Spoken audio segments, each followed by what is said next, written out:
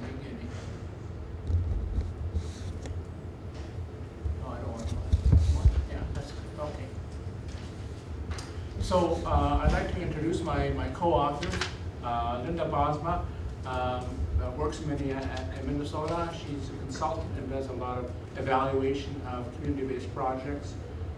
Jennifer Juris is in Oakland, and she was formerly working for a group in San Francisco where they evaluated youth projects. And Maria Quadre is a graduate student who's doing some work with me, and I'm with the Center for Addiction and Mental Health in Toronto and the University of Toronto. Our focus is on alcohol policies at the local level, and that's what I'll be talking about. How do we do this? There we go. Here are the aims, four aims of the presentation as indicated here. I'm not going to read the text for you. By way of background, alcohol is a major contributor to disease and disability. In Canada, it seems as if the level of harm is much greater than initiatives to prevent harm. If you consider that alcohol is the fifth leading contributor to disease and disability, do you think it gets the fifth level of prevention dollars? And probably not. It probably gets much less than that in terms of the efforts to reduce it.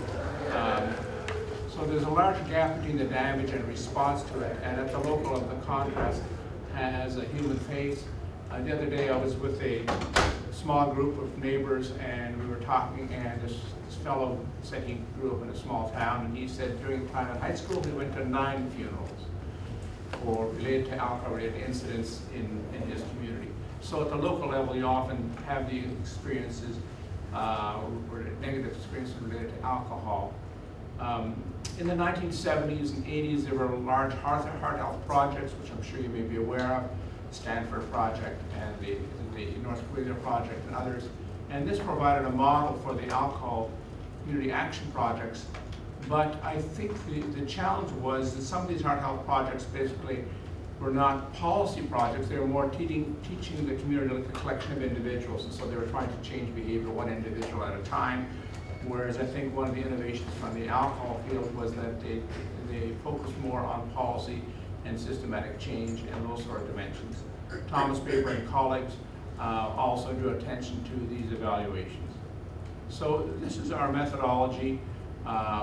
We focus primarily on publications from 1990 onwards.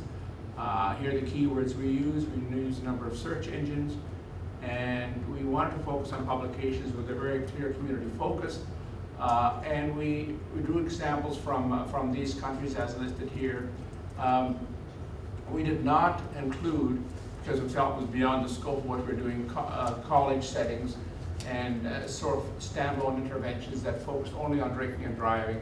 So we're looking at community action that had sort of multiple foci, and that was, and we selected from projects, evaluated projects from these countries over the last 20 plus years.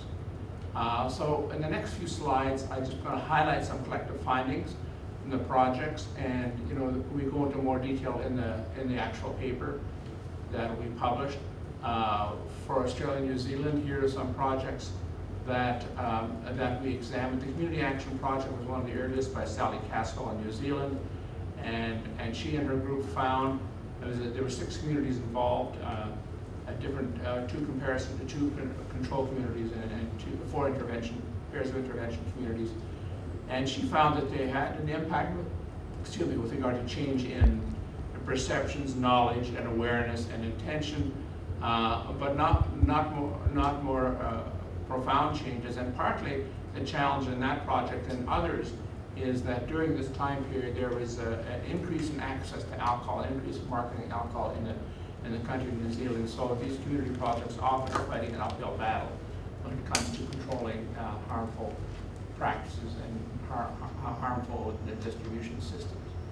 The key findings from this project was that you need ownership, local capacity. In other words, community action on alcohol is hard work. It's complicated, much messier than doing small lab experiments among college students. So I think it's one thing to say, well, I'll try these little experiments with college students and then try to translate it into the community. Community gets very, very complicated, very, very difficult, and very challenging. There are also some projects in the Nordic countries. They're listed here. And one of the findings from the Swedish projects was that they reduced underage access to alcohol and service to intoxicated people. And there was also some indication of reduced violence and other alcohol-related problems. The Norwegian project, I can't pronounce the title appropriately, so I won't try. But the Norwegian project was very interesting. They gave the community a menu of interventions or policies they could undertake. And surprise, surprise, they chose the least effective and more popular ones. So they didn't want to go for the heavy lifting ones involving changes in access to alcohol or changes in pricing or changes in control systems. They went more for the education systems, and so they didn't have as great impact as you might have expected. Also talking about 3 projects in Canada. All had some measure of impact, but not always as hoped for. I directed the Ontario Prevention Study. We did not achieve the goals we intended to. We did have some impact on heavy drinkers. The Safer Bars project by Kate Graham and colleagues in Ontario found an intervention to reduce severe and moderate aggression between the bars compared to control bars. So this was an NIH-funded project, the Safer Bars project. Turning to the U.S., 7 projects were examined, and they're listed here. I won't read them out. I'm sure you all know, most of you would have heard about the projects. Larry Wallach directed the California Prevention Demonstration Project. Robert Stout and Sandra Putnam, the Rhode Island Project, the Project Northland, Minnesota and Chicago, Cheryl Perry and Kelly Comrell. Saving Lives Project with Bruce Hinkson, the CMCA, Alex Wagner and colleagues, CTP, Harold Holder, and CMDA, Alex Wagner and others were involved in that project. So these were the ones that we looked at more closely, and there were a number of successes reported from these projects. And this is not any one project. This is sort of the collection of impacts that we extracted from reviewing the publications, reports of these projects. You can see a number of them involve youth and minors and drinking and driving.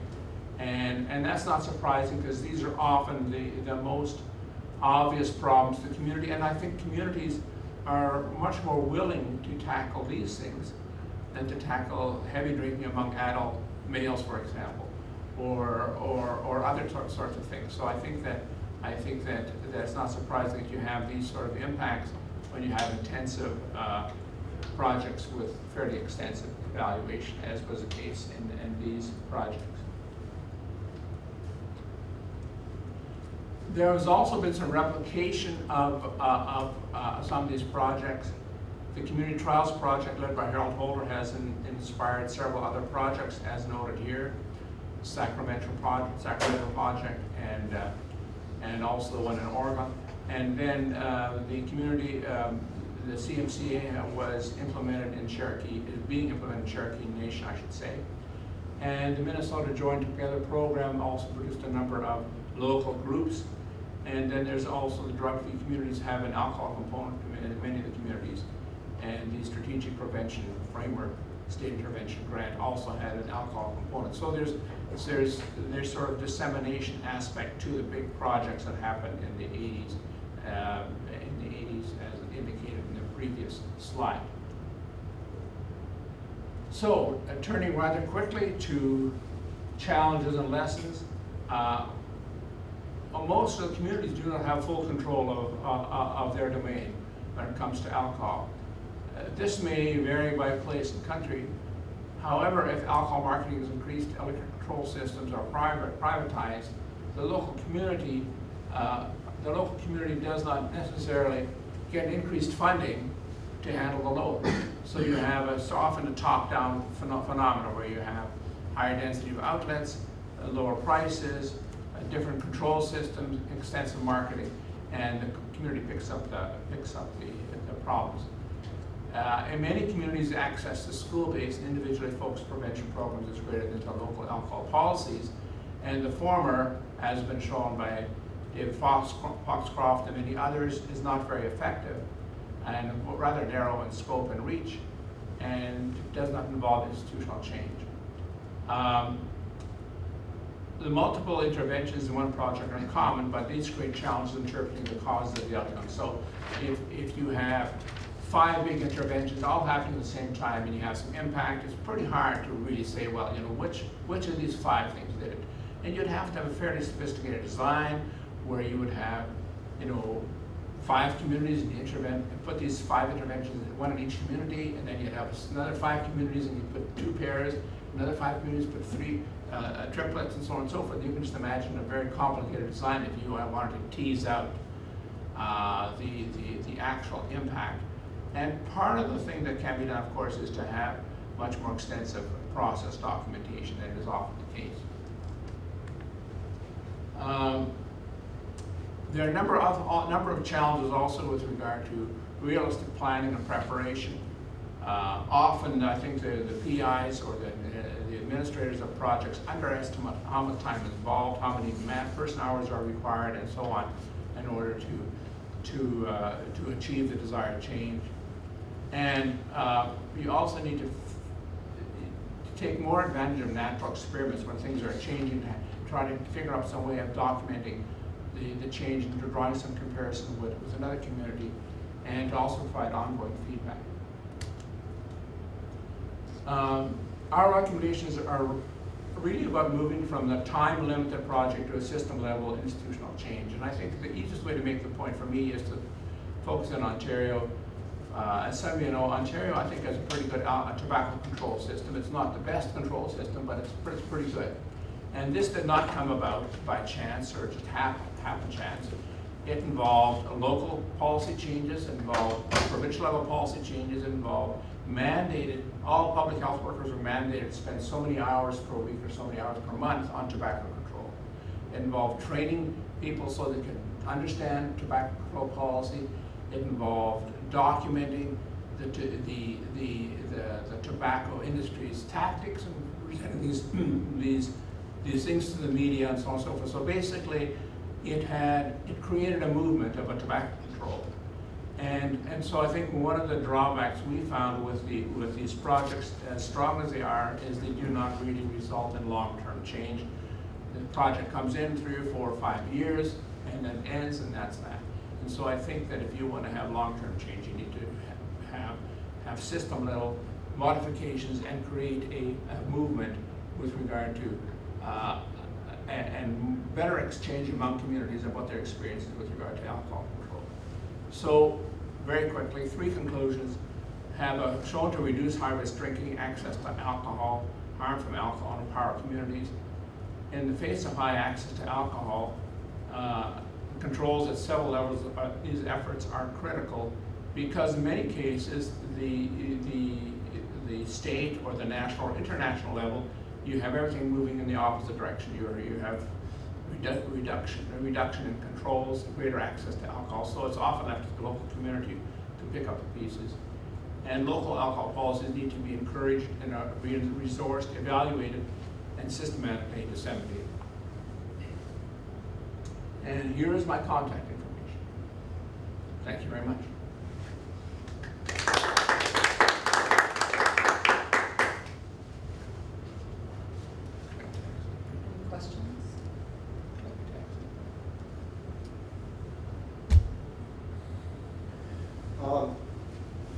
I'm familiar with, a lot of those studies you mentioned. Are there studies like that being done today? Like I look at kind of over these last 25, 30 years of history, which is where I think the majority of this work was done. Yeah. And I worry as someone who's kind of in the earlier part of my career, I'm not sure I could get funding to do many of those studies anymore. Do you feel the same way? And what do you think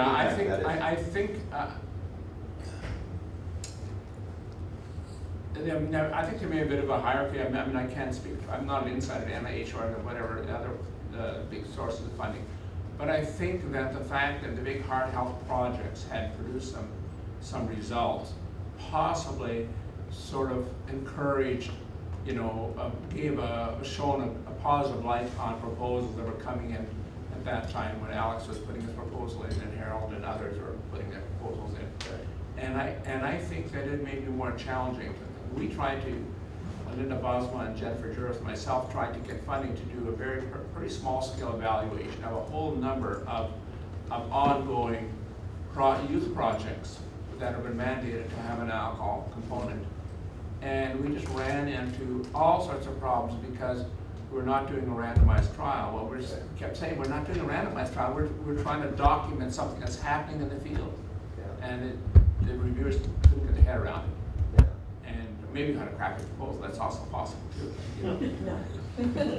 But anyway, it's a long-winded answer, sorry, but I think you need more of them, but I think you also need to have, the tobacco experiences, lots of differences with alcohol, I agree. The tobacco experiences that they moved forward, not necessarily because they had only big community trials, but because they institutionalized a response to tobacco. And that's the big lesson for me from them. So, hearing your question just made me think, it seems to me that alcohol consumption is on the rise, dramatically, or somewhat, or how would you characterize it? Alcohol consumption in the U.S. is rising a little bit. Oh, okay, so not dramatically. But it varies a lot by region. Okay. And other people in this room, I'm sure, much better expertise in that than I am. But in Canada, it's been going up a little bit. In Eastern Europe, it's going up dramatically. In Canada and the U.S., have people traced relationship with marketing and all of that? Because it seems to me there's more commercial push of the industry lately. For sure. I think I think the evidence with regard to the impact of marketing on consumption of specific groups, youth, high-risk drinkers, is stronger and stronger and stronger. At the population level, it gets more complicated. Like at the total population, you have too many other things going on. Right. But if you get more focused, study like David Jernigan and others have done, you can see a strong link with marketing. And on the internet and all that sort of stuff. Like the stuff on the internet really is not controlled very well. The alcohol marketing. I guess I don't know if it's a question or a comment, but it will also lead into the next discussion.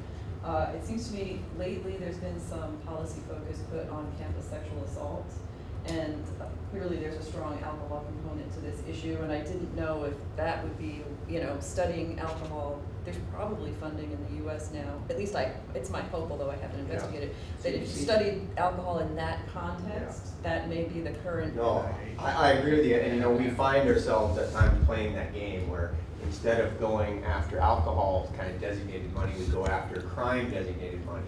Or you kind of have to try to get in the door. Yeah, what's the thing? And on our transportation panel this morning, they were talking. One of our panelists was sort of saying, "Well, now it's called livability," and I've been around for 30 years, and it used to be sustainability, and then it was, he's like, it's whatever the trend. Although I still clearly campus sexual assault is a critically important problem, and I think it would be important to study.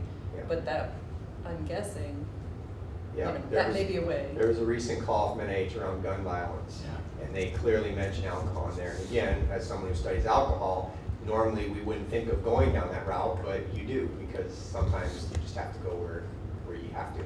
Yes, but then you could say where it's got the most societal impact. Yes, I know, yeah. And by the way, the glass that's half full, right, exactly. We all want to minimize campus sexual assaults. Yes, right.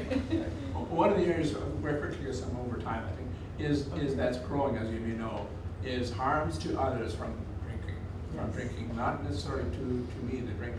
Yeah. And there's a pretty big grant, Tom Greenfield just got from NIH to do a study of that for the U.S. I'm trying to get one from Canada. There's a big grant, a project completed in Australia a few years ago, one in New Zealand, one in Norway, a couple one in Far Eastern countries. WHO hasn't got involved in that. And that could end up being, quotes, the smoking gun. Because that's of course what has driven the drinking and driving control. Yeah. Because the harm is not necessarily to the drunk on behind the wheel, it's to others.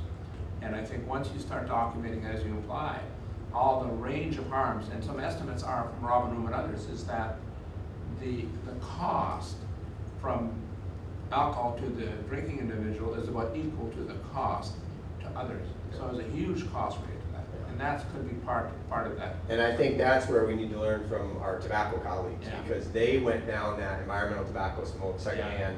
And I think you're absolutely right. When you look at the data for alcohol, Yeah. to me, when I look at it, it looks even worse. Yeah, oh yeah, And we don't talk about the secondhand effect of alcohol. yeah, needs to be talked. Well, and violence against women generally is Yeah. becoming a more popular topic for, for better, I suppose. But clearly there's differential impacts on Yeah. women from domestic violence when alcohol is involved. So there's a lot of cross-cutting Yeah, for issues sure. there. Yeah, So, well, thank you so much. thank you. Thanks for your questions. Oh, I So- should get rid of my, Will DeSoto. sorry. Oh, okay, yes, Walk pass me away with pass it. the mic. Walk me with the mic, and Matt Lower wanted to pass. Next thing I'll steal the computer. It's my son's computer. Be on the lookout for that. Yeah, I won't be here for Yeah. that. Thank you.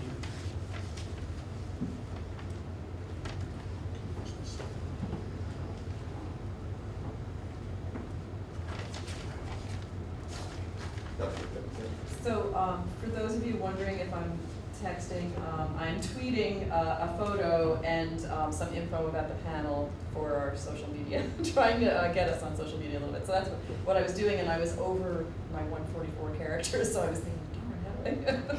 But anyway, when you see me doing that, that's what I'm doing. I'm just not very adept. So. That already been right. No, that's right, exactly. And so our next speaker is Will DeSoto from Texas. Thank you for attending the workshop. I want to begin by saying that to acknowledge my co-authors on the paper, one of whom is Hassan Dajali, who, like me, is a political scientist at Texas State University. And then there are two sociologists who are part of our project, Nathan Pino and Chad Smith. And I really want to emphasize that point because they're both more expert than I in this issue. So I've only been working on alcohol for about a year or so. I wanted to be sure before we invested in the paper that this wasn't just reinventing the wheel. Someone would say, well, this is already known. So on the other hand, I don't have a lot of depth of expertise that I'm sure a lot of you are. So if I get away from talking about the paper, I might be in a little bit of trouble here. But Nathan and Chad, who are sociologists, aren't able to be here. So and they both have published extensively, I think at least 6 articles between them on the issue of alcohol. Having said that, I want to talk a little bit about our project and the motivation for it and the central research question. The main question is, why do students engage in alcohol abuse? And we're going to talk about 3 central theories. And these theories are social learning theory, general strain theory, and acculturation theory. So those are theories about why people do things. And before I go on, I've been reading about a year or so on alcohol issues. And there are a lot of things that I hadn't thought about, alternative research agendas, so I thought I should mention that. One issue that people are looking at is the campus setting, and I thought that's interesting. Odell and Wexler, I think it was, who were looking at how the availability of drink specials, and I know in my hometown there are always debates over drinking in the community and campus use permits and conditional use permits to sell alcohol, which is one of the requirements in our city. But any administrator who is interested in the problem of alcohol abuse needs to be aware of the environment surrounding it. So our paper doesn't touch that at all, but I thought, well, that's something that, as far as I know, is understudied and could be an interesting project. The second thing, of course, people are interested in looking at the genetic component or biological traits or characteristics that may predispose someone to alcohol abuse. So those are things we didn't get into, but I think are both promising. And as I mentioned, there may be literature on this that I'm not aware of, but I think it's critically important having a complete picture of why alcohol abuse occurs. So our focus was on these 3 sociological theories, and the first one is social learning theory, and we found that that was very substantially supported. So I'm going to say just a couple of things.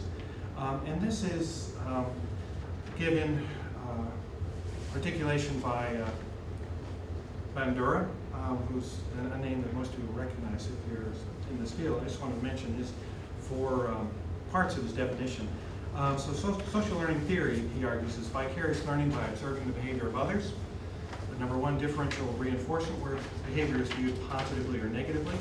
And third, cognitive processes, the individual's use of this learning to shape her thinking. And then fourth, reciprocal determinism, the mutual and independent causation of individual behavior.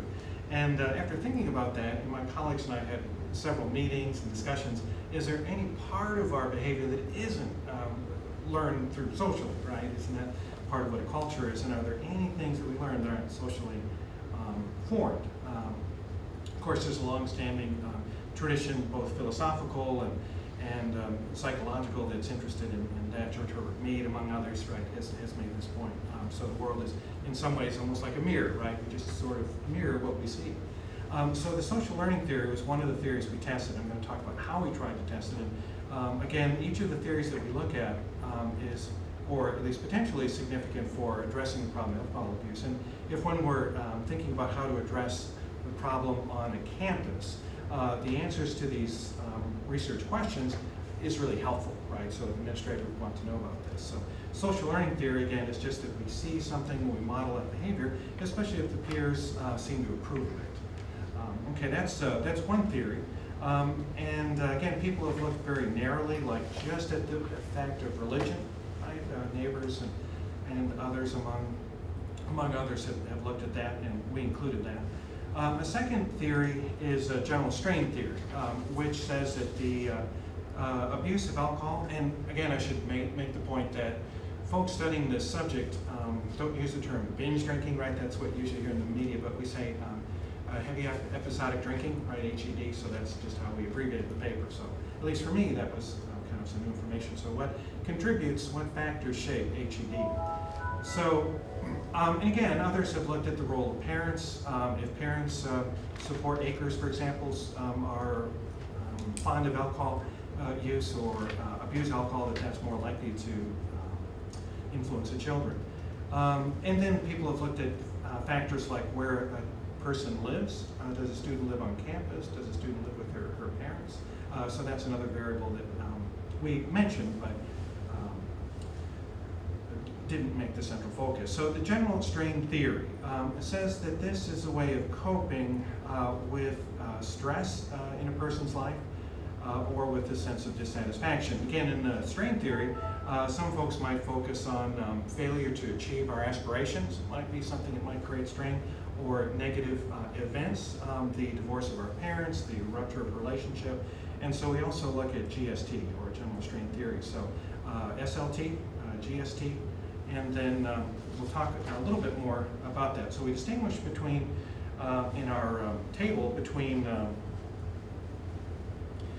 these negative personal experiences, and then in the academic context, the failure to achieve a positively valued goal. So we'll talk again about how I measure that in just a second, but I want to describe the theories. The third theory is acculturation theory, and of course, this is very important too.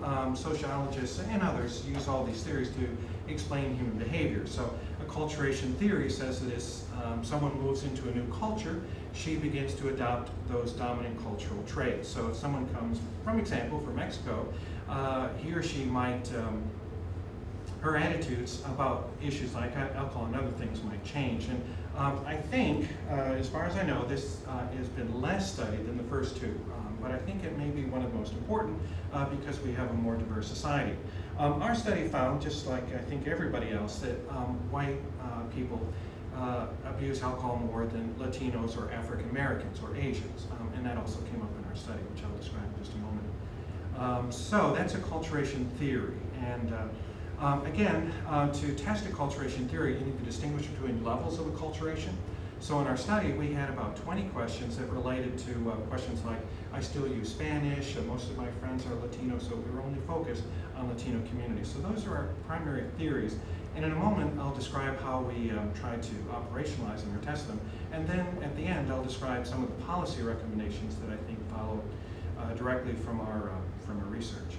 So those are the three theories. And again, I'll certainly be happy if you can ask me, are you getting this theory right or wrong? But again, this was something that was a subject of frequent discussion. And it was interesting working with several other colleagues because we had a lot of debate. And some of the reviewers who reviewed the manuscript also raised some interesting questions, like measuring SLT that I think I might mention too. So the research method was to survey a campus, freshmen and sophomores, and we have about 1,100 in our sample. And the survey that we used is quite extensive. We have about 80 questions. And we were asking them about a wide range of things, and the questions were intended to illuminate these issues of SLT, GST, and AT. Okay, so I'm going to talk a little bit. So that was the sample. We had the institution review board, and then did the surveys in classes, and then the students responded to the survey. The dependent variable in every case was, again, the frequency of HED, heavy episodic drinking. So after a while with this project, I throw out HED, AT, SLT, so, which I wouldn't have been able to do early on, so we kind of were doing that. Also I want to mention a lot of control variables before I say a lot about how we measured each thing. But we had control variables including race and ethnicity, aside from acculturation, and everyone seems to find that white students can abuse alcohol more than Asian, Latinos, and African Americans. And I'm not sure why that's true. I mean, there's probably research into that. And some of my colleagues that I mentioned, Smith and Pino, I think, have done some work on that. But and then, of course, males, we know, and this comes up in our study, tend to abuse alcohol more than females. And that was true by a surprisingly large percentage, that males are more likely than females. So that was statistically significant. Oh, I should mention that 44% of our sample engaged in HED. So in a typical 2-week period, they would consume at least 4 for women or 5 drinks for men. So it's a very pervasive problem. And a lot of the issues that you've mentioned, that our colleague mentioned, and that have come up in our discussion, obviously result from that. So it's a significant, sexual assault issues, harm to, their putting their lives at risk, physical assault. So, and that's a bit more than the typical study, which is about 40% from some of the groups that we've looked at who have done some samples, whether nationwide or Wexler and his group and others have often got 40%. So the sample is slightly larger than 44% than the average, but again, it's quite significant. And I'm also sure that there are going to be wide variations, and I think some of this has been captured. So if you're looking at a Brigham Young University or Wheaton College, of course, that'll be very, very different from, say, West Virginia University or something like that. Steady on there, mate. Yes, you're right. You picked that out of the blue, right? Nah, there's a Princeton study. I didn't get offended. That's our school. I'm no longer affiliated. Well, I am emeritus there. Yeah, well, my alma mater, UW, I think is who's on that list too. Wisconsin, yes. Oh, really? Yeah. But this woman who did this book, Parties, I don't want to get off the subject, this is when I'm teaching, but Party School made an interesting point that certain campuses, that she's, that's entitled the book, but she makes the point that if a campus is not near a main city, right, like Charleston, West Virginia, or Madison, that degree of isolation, she argues, is more likely to contribute than, say, Georgia State or something in Atlanta. So I don't know if that's always the case, but there are lots of different things that people argue about Did she campus study that communities. empirically, or she was just? Well, she did interviews, and I wish I could think of her name. I wasn't going to bring it up, but it was, I just happened to see it in the library, in the new book section. I picked it up, so wow, this relates directly. But she makes the point that alcohol consumption becomes very central in certain types of campus communities. I was maybe a little oblivious when I was in Madison, so I don't know. But anyway, so yeah, no offense to any individual campus. But anyway, so race and ethnicity is an obvious variable that comes up in ours. Religiosity, people have studied that, and again, that was one of our control variables. So these are all control variables. And religiosity, if someone is engaged or participates in religious activities, he or she was less likely to HED, if that can be used as a verb, to engage in heavy episodic drinking. Living arrangements are something else we found, and again, some of these individual control variables have been the subject of a single paper. All right, people have studied just this question about the living arrangement and the effect on binge or HED. Those are all some of our control variables. The thing that people have found in many other studies, and that we also found, was that membership in a fraternity sorority is significantly related, and that's true by a dramatic margin, that those communities are more likely to engage in HED. And we're far from the first to come up with that result.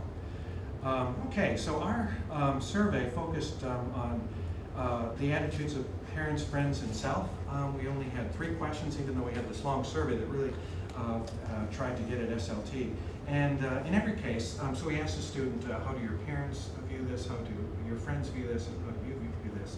And our sociology colleagues thought we should include self as part of that measurement operation of that theory. And we had some discussion, and the peer reviewer raised the question about how, is that really relating to, it's kind of the idea of social learning if it's attitudes towards yourself. But others like Ford and Schroeder have also used that as a measure. So, and again, you could argue that it's part of how you relate to others is your own attitudes towards self. Okay. Some other interesting things: relationship status. If you're in a relationship, you're less likely to I don't think that's a verb, to engage in HED. And so I think that's another interesting finding that really wasn't the central theoretical goal. Okay, so SLT very strongly confirmed, and what that tells us is, I'll get to the conclusion, is that you want to try to shape a person's social context so that he or she is aware that there are non-alcoholic alternatives, and I'll talk about that in just a moment. General strain theory is also supported, and so we asked them 9 different things about stress. For example, have you had a fight with a member of your family? How much stress has been in your relationship with your close friends? And again, strain theory says that using alcohol is a way of coping with a problem, right? If you find that your own personal resources aren't adequate for coping, that you'll turn to alcohol as a way of trying to manage some of the personal stress.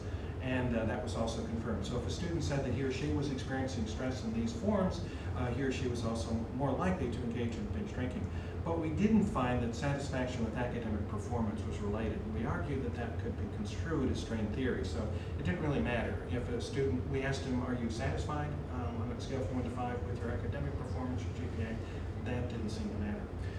Then finally, and I think very interestingly, acculturation has been seen by a number of scholars as being significant. So, for example, I mentioned Chad Smith. He was part of a group in Washington State, and who found that if you're more acculturated, not students, but broadly, Latinos in Washington State, they're more likely to engage in binge drinking. So if someone is in Mexico and then comes here, he or she, it seems, begins to develop some of the negative attributes. I wish my students had those. Okay. I'm glad they don't. But anyway, so that's again something acculturation theory. I just want to kind of wrap it up and then make some policy recommendations. But most people have found that, but we didn't. So it didn't matter how acculturated you were as Latino. Latinos as a group did not engage in HED. So I think that's a different finding. So to get quickly to the policy recommendations, hopefully you have some questions. We find again that GST and SLT are supported, but that AT are not. And our finding with AT is a bit unusual, and I'm not sure if I can explain why. So the policy recommendations. Most importantly, create social opportunities for students that do not involve alcohol, because I think this is especially critical in those first months when the student comes to campus. Students in college, we know, not from our study, but engage in binge drinking more than high school students. So they come to this new campus, or as my mentor at the University of Wisconsin said, we have all the training and pre-orientation, but what we really need to tell them about is the dangers of alcohol, because some of them can get derailed even in that first semester. So social opportunities where it can seem cool, with it, they can seem hip or whatever, to go to things that don't involve alcohol. Greek organizations should be targeted, so if an administrator were thinking about this on her campus, he or she might want to have a task force that looks at this problem, specifically how to communicate with fraternities, because unfortunately it seems that some of the behavior that is modeled there, and this is all the stereotypes, right? The new movie with Seth Rogen and Animal House and all these different things. Unfortunately, that seems to be true. no offense if any, I always have to say that. Anyway, religion in our study and many others has been found to be a deterrent to HED. So again, in a secular state university, there may be some constitutional questions, but one should be as welcoming as possible to different types of religious activities. Diversity should be welcomed. We think about how a diverse campus has many benefits, but one that doesn't always get enough attention is how it may reduce the incidence of HED. So Latinos, African Americans, and Asians in our study, and in some of the others I mentioned, tend not to consume alcohol as much. Finally, counseling is important. Students who are experiencing significant personal stress, relationship problems, should be targeted. And I'm not sure, how much I would stress university resource. I hear people in counseling say we're really overwhelmed, but I think that is something the universities should think about, how to help students cope with personal problems that they're having, whether with relationships or some of the other things. So I appreciate your listening to the presentation. I hope I didn't repeat stuff that those who are experts in the field for longer than I can say, yeah, we already knew that. But any questions or?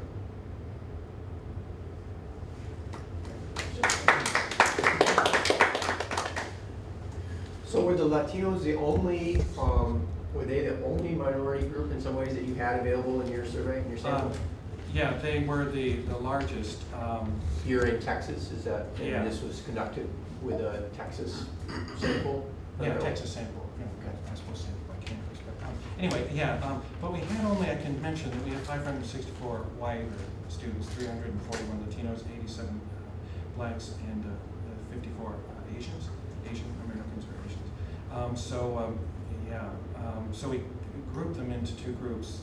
But other studies have found that African Americans, and I'm not sure why. I mean, Chad Smith and Nathan both have done some research on this, and if you've done research, you probably have some ideas. But so it's white males. And anyway, since I teach political science, it's interesting how different they are in terms of partisanship and political parties. But it's also dramatically true in drinking. So females are much less likely to engage in HED, only a third, whereas a majority of men do. So that's, I think, an interesting finding, and again, useful for administrators. I can't say that we're the first to come up with that, but So did only the non-white students answer the acculturation question? yes, we only asked specifically Latinos. Specifically for Latinos. Yeah, so that was questions 60 through 80, I guess.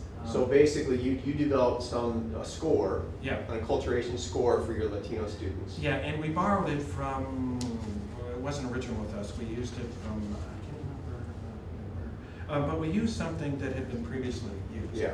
And I think Chad, I keep mentioning Chad, but he can't be, anyway, he used it in his study with Washington, so we borrowed that. Yeah. But that, to me, one of the really interesting things about this problem, so we're really talking about white males. Yeah. By a significant percentage, only a third of women. Do any of the schools have an alcohol policy framework or a task force or something like that? Yeah, I mentioned that at the end. Well, it wasn't our study, we didn't get into that at all, but a third, only 3% say this isn't a big problem on our campus, but only, I mentioned some of the study that looked at that, but hardly, let's see here, where's that? Only 34%, according to Toomey et al. In 2013, say that they offer a broad mix of these intervention and enforcement strategies. But there are things that I think we can say would be successful to address, at least at the collegiate level, based on this research and previous efforts. And being aware of who's likely to have this problem, I think is significant too. And I don't know, really, and that's very interesting to me, about why there's that gender difference too. So this gender. But one of the courses I teach on political parties, and it's so dramatically different, in terms of how people vote. Anyway, that's unrelated, I'm sure. But it's just an interesting question. So it shows how important race and ethnicity are. But most people have found that acculturation over time using that scale. Well, about 4 or 5 studies I've seen. So I think we're the only one that doesn't find that. But we found that all Latinos are significantly different, regardless of acculturation. I guess just a comment again to add on to Darren's point that it's interesting to me that you found that it's not as big a problem at all among females, this heavy episodic drinking, and because you can tell my mind is on campus sexual assault right now, but it seems to me that efforts to combat campus sexual assault often target female drinking, and it sounds like, it sounds like perhaps that might be not the prime target area. Yeah, just I have that somewhere, but 36% to give of women in campus, 54, 55%, it's in our paper. But what often happens is that you'll have a large number of men at a party and maybe a smaller group of women, and so you'll often see that. But of course, the main issue with women is that they become vulnerable in a way that maybe men aren't to sexual assault, and they become vulnerable. Of course, I've seen that on my campus. You probably have seen that where there's someone who gets sexually assaulted, and maybe someone will be indicted for that. Anyway, so that's the impairment that we're concerned about with women. Well, with regard to men and women, though, I think if you take into account differences in metabolism, the numbers might be somewhat closer. I mean, Yeah. there's clearly a lot of efforts by the alcohol industry to target young women. And in Ontario, high school levels are actually very, very closer. Oh. The number of heavy drinking high school women and heavy drinking high school men used to be very wide apart. It's getting much closer. Yeah, and In that's terms of binge drinking. yeah, and as we say in the paper, that's a limitation of our study. We only have this one sample, but Yeah. and of course this is only self-reporting, so we can't say anything Yeah. about metabolism.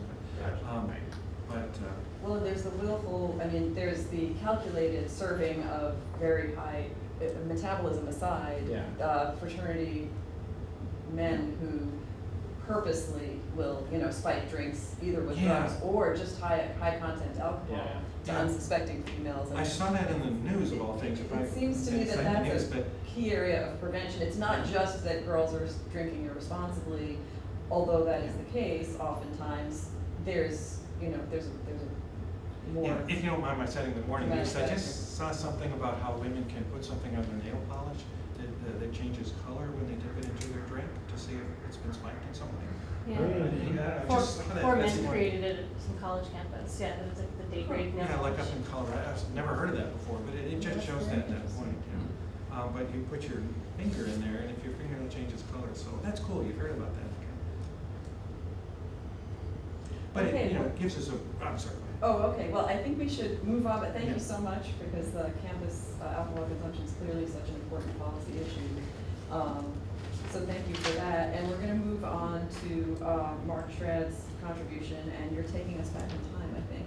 Go back in time, yeah. I think I'll stand up just because I tend to flail a lot and I don't want to knock out people in the room in there. Here, and I'll switch the thing here. So this is fun. This is I feel like I should introduce myself as I'm getting ready because I am sort of the new member, or the outsider, I suppose, in some ways. I'm meeting all these people for the first time, even people that I share an alma mater with, and we're learning this here at the outset. So, yeah, my name is Mark Schrad. I've been interested in alcohol politics for a long time. I don't do kind of straight up policy studies in a more conventional way. I'm at Villanova University now, and my area of focus is more in the realm of comparative politics and international relations, which doesn't seem like it would have much to do with alcohol policy. Oh, great. So let me see, why is this? It's mirroring here. Look at this thing going on. But I'm interested in a lot of these different questions. The campus issue is interesting. I just got back. We had through the political science department, we have a study abroad in Prague, and so I've been sort of observing these sorts of behaviors firsthand, because I was the faculty person in Prague, and so moving from a campus where you have the legal drinking age is 21, and then moving them to to Prague, where the legal drinking age is 18, and everybody's drinking, and beer is cheaper than water. It's just it makes me wonder if there are studies on that sort of behavior. Sort of the taking of people out of one social situation, putting them into another one in terms of what's out there. Okay, let's see. That should do it, I hope. There we go. Okay, so anyway, my contribution, at least for this section of I guess I ended up writing two for the special issue. This one I'm interested in is it's called Policy Effectiveness in Historical Context. It's pre-prohibition liquor control studies in historical perspective, and this is actually something that was kind of an unanswered question. It's something that was held over from my first book project, which is called The Political Power of Bad Ideas. And I'll give you a little bit of a taste for that. But it resonates with something that I teach, again, in my international relations classes in particular, is that in the international relations subfield, we have this standard this trope, I should say, that we tell about the history of the discipline, is that, it started off, everybody going back to Thucydides was a political realist. It was all about power, balance of power, politics, and then World War I happened.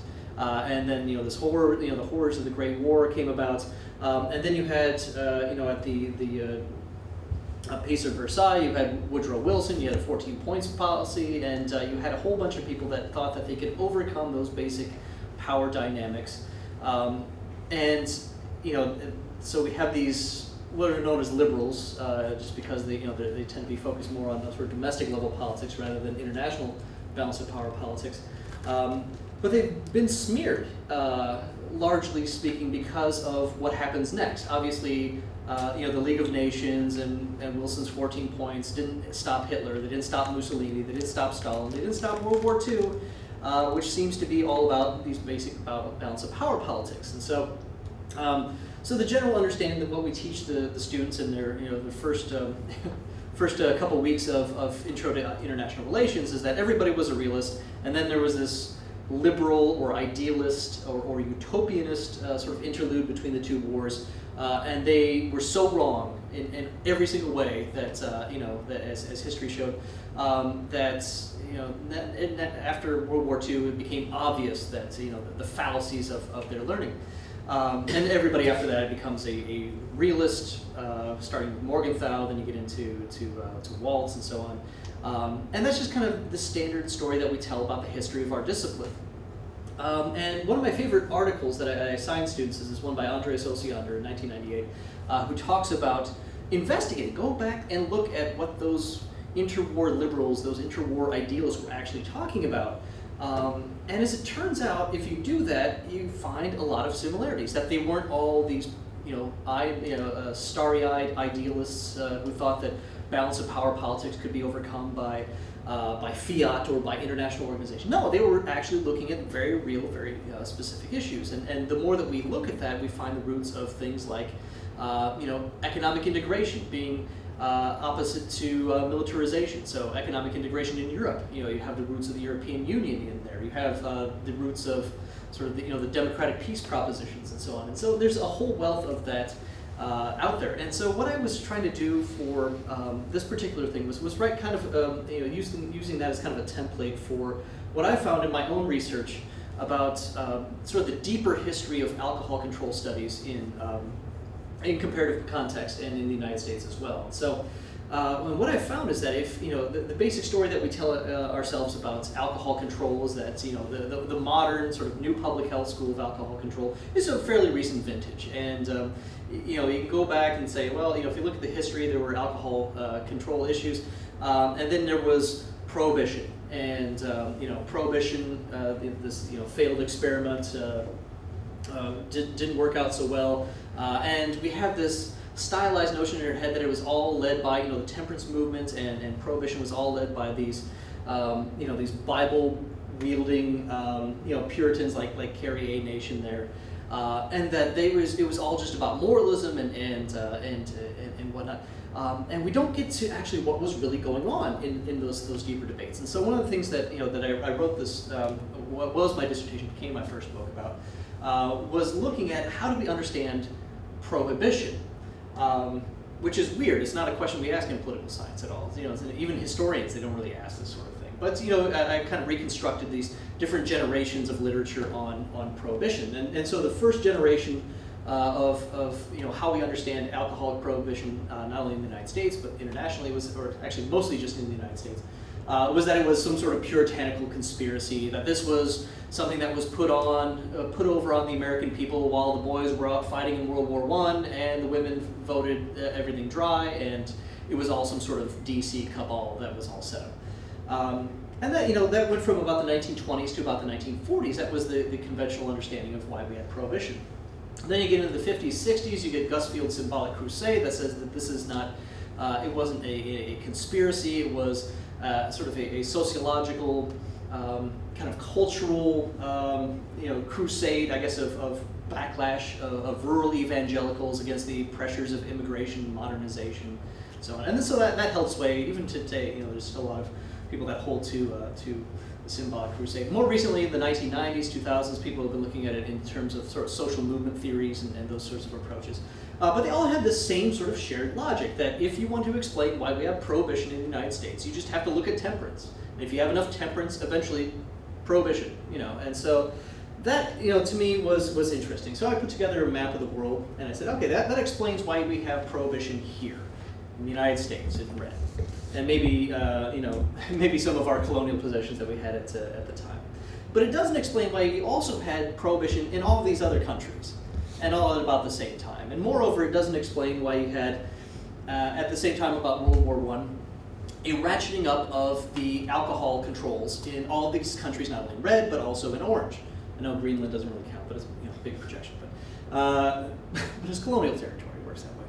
And it also doesn't explain why, in addition to that, you also had sort of a very active transnational community of scholars who were studying issues of alcohol control, not only in the red areas, the orange areas, but also the yellow areas. And so I always thought that these explanations, even Ken Burns' documentary on prohibition, is really short-sighted because all they do is look at what's going on in the United States. And so what I wanted to do with this project was take a comparative viewpoint. And so look at that explanation. Okay, we have three cases. In the United States, you have kind of a history of temperance organization, and we know just kind of a thumbnail sketch how this whole thing plays out. You have this cascade of support, first for wartime prohibition, and then ultimately into the 18th Amendment to the Constitution in 1919.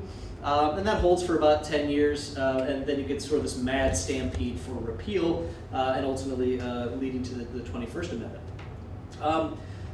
Then I wanted to compare that with what was going on in Sweden. And this required a lot of field work going to Sweden. It actually required that I actually had to learn Swedish, which wasn't my forte. But what was interesting about Sweden is that there's not one of these red countries. Sweden never had prohibition, even though everybody, these international experts around the world, thought that if any country in the world was going to be the first to have prohibition, it was going to be Sweden. In terms of what we talk about in political science as revealed preferences, over 2/3 of the members of the Riksdag, the Swedish parliament, were card-carrying temperance members. And so, obviously, of course, they're going to be the first ones. So the temperance sentiment was more widespread in Sweden than it was in the United States, but they never adopted prohibition. And so one of the things I look at are the different institutional arrangements in which the processing of information that is available comes into play. And so they had this very closed kind of corporatist system. They had this temperance committee that studied the question of alcoholism, essentially behind closed doors for the better part of a decade. And they found that there were actually better options than just saying, no, thou shalt not drink. So they end up with this Brat system, and you've got this Gothenburg system that had been in place for a long time, which we'll talk about. And they came up with this outcome. The third case I look at is sort of my bread and butter as a comparativist. I spend a lot of my time talking about Russia and Russian alcoholism and alcohol politics. And what's weird is that in the mad race to become the first prohibition country, actually it was Russia became the first country in the world to go bone dry, which was bizarre because the czars had for a long time tried to root out any sort of temperance activism in Russia. And so, this was kind of the puzzle to me, is trying to look at not only this international wave of alcohol prohibition politics, but also why you end up having these different outcomes. And again, this is not what you get if all you do is look at the United States. And so I was looking at this wave of policy change, looking at the direction, which I attribute mostly to these transnational advocacy networks, which are a big thing in comparative politics and international relations. In terms of the form, whether you end up having prohibition or a Gothenburg system or a Brat system or just increases in alcohol restrictions, I'm looking at essentially the domestic institutional constraints as to what power players are having an influence on the policy process at any given point in time. And also the timing. Obviously, World War I, you can't talk about prohibition without World War I. So those are the things I look at in this case. And what I talk about in terms of prohibition is that, in terms of these policy diffusion studies that you get in political science, everybody just assumes that everybody's following best practices. That's sort of the knee-jerk assumption, or I should say it's not a knee-jerk reaction, it is the actual assumption that this whole thing is built on. And what I found is that if you look at prohibition, it is not the best policy option. In fact, it is a failed policy. I call it a bad policy, and people take me to task for that because you shouldn't say that, because you shouldn't be evaluating these things.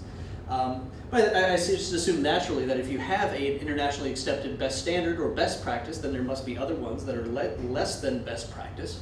So I don't see it as particularly problematic in that way. So I look at this in terms of why, looking at this, trying to tease out these mechanisms of how policies get enacted and how international learning works based upon looking at what we consider to be a bad policy, and instead of just saying, well, everybody's just following, internationally recognized best policy options. And so, so that's kind of the idea behind this, and where it comes into the paper that I wrote for this, this special issue, is uncovering that sort of bad policy dimension.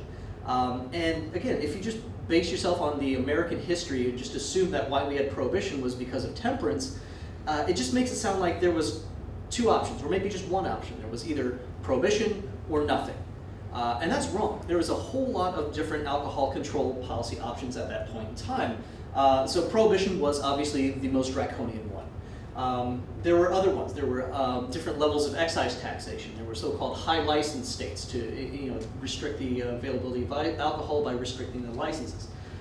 You could go and vote your municipality dry with local option taxes. In some countries there were government monopolies. Russia, Sweden, Switzerland as well, had a whole lot of these. And so there were retail controls. There were these municipal dispensaries that come out of the Gothenburg system in Sweden. And all of these competing options were happening all about the same time. And so you ended up, and again, yes, you had sort of these moralizing temperance zealots in some cases, but you also had people who were very interested in formulating good alcohol control policies that were out there. And so we know that prohibition was the one that didn't work, right? Humphrey Bogart tells us this. Me? I'll still be in a saloon business. The prohibition law goes in next year. Yeah, but there's one thing to pass a law and another thing to make it work. There'll always be guys wanting to drink. Don't enforce that law. They haven't got a chance. Yeah. So, even on a Hollywood soundstage in 1939, they knew that in 1919 it wasn't correct. So, and you still get this all the time. Remember prohibition, it still doesn't work. So, and so what's interesting is that if you go back to especially the late 1800s and the early 1900s, you have a lot of people around the globe who were actively investigating these types of issues.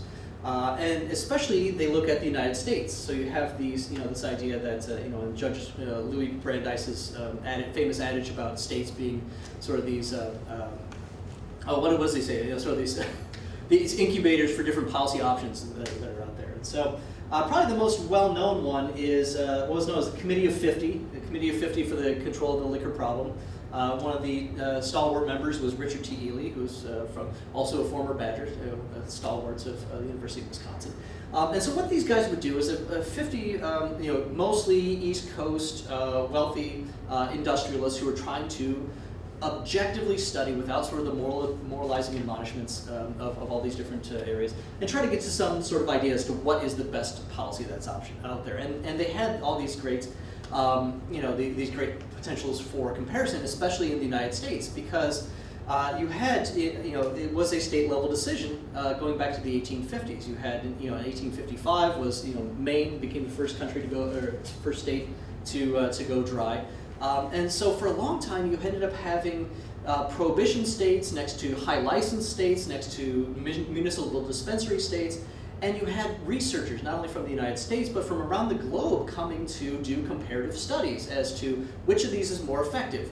What does this lead to in terms of cross-border trade? What leads to smuggling? What leads to increases in crime? What leads to decreases in, in terms of sort of some of the things that we would look at, health indicators, social indicators, crime indicators. And they did a lot of that, and they had all these different changes. And my home state, I'm originally from Iowa. You have Iowa. You think about prohibition coming up in with the 18th Amendment. Actually, Iowa went through 4 different rounds of prohibitions and repealed, and so you ended up having a lot of these ability to sort of look at the statistics and how they change not only spatially but also over time. And so this was something that I look at, and I spent quite a bit of time with this material that's out there in the archives, not only across the United States. University of Wisconsin does have a really good one, though, because they ended up being bequeathed a lot of Richard T. Ely's research on these sorts of issues as well.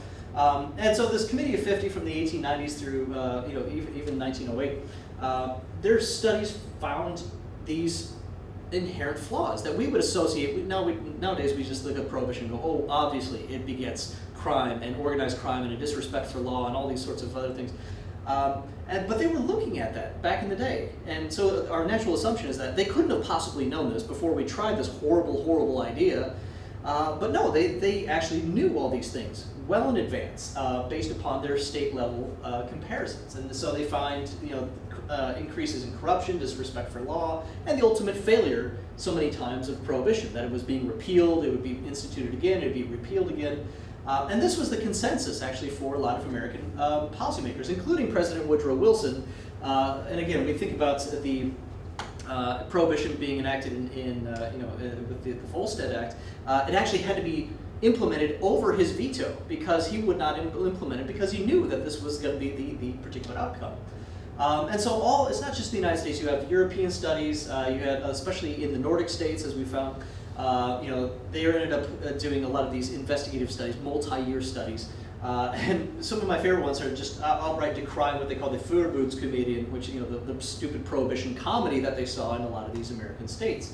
And even Russia had a lot of international researchers that came out, and I just translate this straight from the Russian, but their official commission on the question of alcoholism in Russia, the Russian Empire, said that we shouldn't follow prohibition lest we follow in the footsteps of American temperance societies like some sort of fanatics from the Middle Ages. And so it was the understanding that there were better ways out there. I'm just, give you kind of an outline of where this was all going.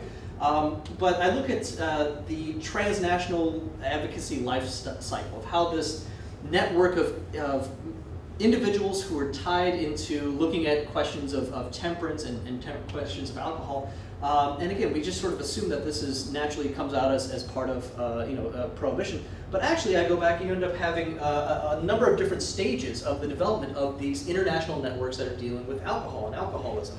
So the incipient stage starts in the 1820s. The ascendant stage, you start to have more regularized, routinized interactions. But by 1885, and I started with this here, you end up having this, what I call a mature stage, where you have these biennial temperance conventions rotating throughout Europe. And you can kind of see, how many different countries are represented, are sending official delegates, I guess that's the blue one here, they're sending official government delegates to find out about what's happening when it comes to alcohol control policy in every other country. And so you can see kind of how this grows and eventually declines after at the end of prohibition. But these meetings are important to sort of discerning information and getting all this information out there. So, and so this is, again, where I looked at, and I wanted to highlight and bring this to the table to the policy studies community, that there is an enormous wealth of information that are out there. In English language, I found a whole bunch of them in Swedish and German. The Swiss have a whole bunch. Russia has a whole bunch as well. And it really kind of explodes this whole notion that we have in our minds that anything that happened before the 18th Amendment was all just, Bible-thumping temperance zealots. There are actually people doing really what we might consider to be objective studies on policy effectiveness. And one of the things I did is look at, and I coded a lot of these, the coverage of, whether they were looking at prohibition or they were looking at liquor control, something like akin to the Gothenburg system. And as you can see, this line here, you don't have the focus on prohibition until very late in the game. And a lot of the public debate that was going on at the time was more about alcohol control, which has a lot of parallels with what now we see today by looking at effectiveness, looking at trying to reduce the harms. They have a competition amongst competing policy options. And they all focus on sort of objective analysis. They didn't want moralizing, they didn't want temperance sermonizing. They wanted practical solutions that could be implemented in different countries or different contexts and reduce the general social harm. And these were actually shared by these transnational communities of international experts and policy experts, very much like what we're doing today. Although I think their conferences tended to be a little bit larger, a little bit more rowdy, a little bit more international focused than Harrisburg. So anyway, so I'm out of time. I think I'll just leave it with that. But again, just trying to open up the door to saying, there's an entire treasure trove of information that we're missing out on, and that might be useful to look backwards in time over that big hump that we can't tend to see over, which is the American experience with alcohol prohibition. Thank you. Shall I leave this on or take it over? Well, I guess leave it on for, do we have any questions? Has anyone done the math, if it's feasible, whether the liver cirrhosis death saved through prohibition is greater or less than the number of people killed through gang warfare? I haven't seen that a lot. A lot of the historians took issue with this whole idea that it was a bad policy, because they would look at precisely the numbers that you could attribute to being saved from liver cirrhosis and other sort of issues. But nobody's ever actually sort of compared it, as far as I know, in terms of the downside of the corruption, the lawlessness. There were a number of pamphlets that were published by, it was the Association Against the Prohibition Amendment, as it was known, and there were ones called that tried to highlight and chronicle all of these what they consider to be just deaths from either gang warfare or in some cases even more nefarious things. They tried from time to time to denature alcohol and add wood grade spirits, and they ended up poisoning all sorts of people.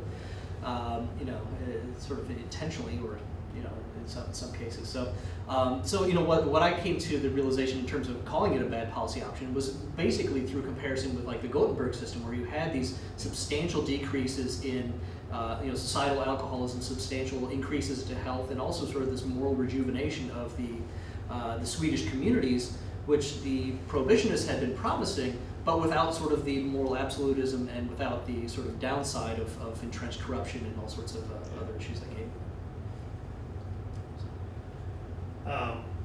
One of the lessons I learned from reading your book, Mark, was that temperance and prohibition were not the same thing, which, if you look at it from the U.S., as you pointed out, we tend to have a very narrow view. I'm a comparativist, as you are. We tend to have a narrow view of this. And one of the things I was curious about was, you didn't cover the UK, except very briefly in your book, and I wondered why. Maybe I skipped over the part where you said that, but in the UK, as I've subsequently discovered, temperance and prohibition were considered two options, and there were several, and there was this many-sided debate. And so to say there was a strong temperance movement in the UK was not the same thing as to say there was a strong prohibition. Exactly. And that's it's really fascinating to see. I think that's more shared. It's kind of a difference between sort of the American perspective and throughout Europe. There was this notion that you could be a temperance advocate, but that doesn't mean you don't drink. You could have a glass of wine with dinner. You could have a beer, but you're not going out and getting smashed. I mean, literally, temperance means to be taking it in moderation. Exactly. Right. So. Anyway, but I'm glad to see that you're continuing your comparative studies and historically informed ones to make our view of these things more complex. Well, the next project will have a strong British component. I'm stepping even further outside of my element when I'm doing like a biography of this guy. His name was Pussyfoot Johnson. He was probably the world's most interesting guy, with apologies to the Dos Equis commercial. But he spent a lot of time. He was an American prohibition agent in the West, and then becomes this international, prohibitionist, and goes, he goes to the Russian underground, spends time with in India with Gandhi, and all this sort of is recasting through temperance my notion of, we tend to see temperance as kind of this reactionary movement, right? It's against all these sorts. It's like no, temperance is actually a revolutionary movement. The idea that this is the mechanism, alcohol is the mechanism by which the man keeps you down, and we're going to fight against that was revolutionary. And so there's a reason why. Temperance was very much tied up with the suffrage movement. With the suffrage movement and with the socialist movement. There's a reason that Lenin was a prohibitionist. There was a reason that, Gandhi was a prohibitionist. All of this has kind of a revolutionary element to it. You discussed at all the fact that the alcohol industry, at least Molson's and other companies in Canada, got a big foothold through prohibition because they shipped a lot of products to the U.S. Mm-hmm. Well, there was a small, there was prohibition in Canada for a Yeah, but it year or wasn't two, as right? extensive as the U.S. Yeah, It was and- spotty. Yeah, It was and- pretty spotty. yeah, It I was didn't get too much into the. A lot of the alcohol being shipped by boat crossing on Lake Ontario and Lake Erie, for Mhm. example. And you had a lot of it up and down the East Coast as well, so Yeah. the And a man rum named runners. Joseph P. Kennedy. Was That's involved in that. That's right. Yeah. I've been thinking a lot about cannabis lately. I want to know if you've thought a lot about cannabis lately, and if you've been thinking about, because you're obviously looking at this, in a different perspective than what someone like I look at it. I'm just wondering, I see some parallels here, mostly because I've just been thinking about it a lot. Any thoughts? Yeah,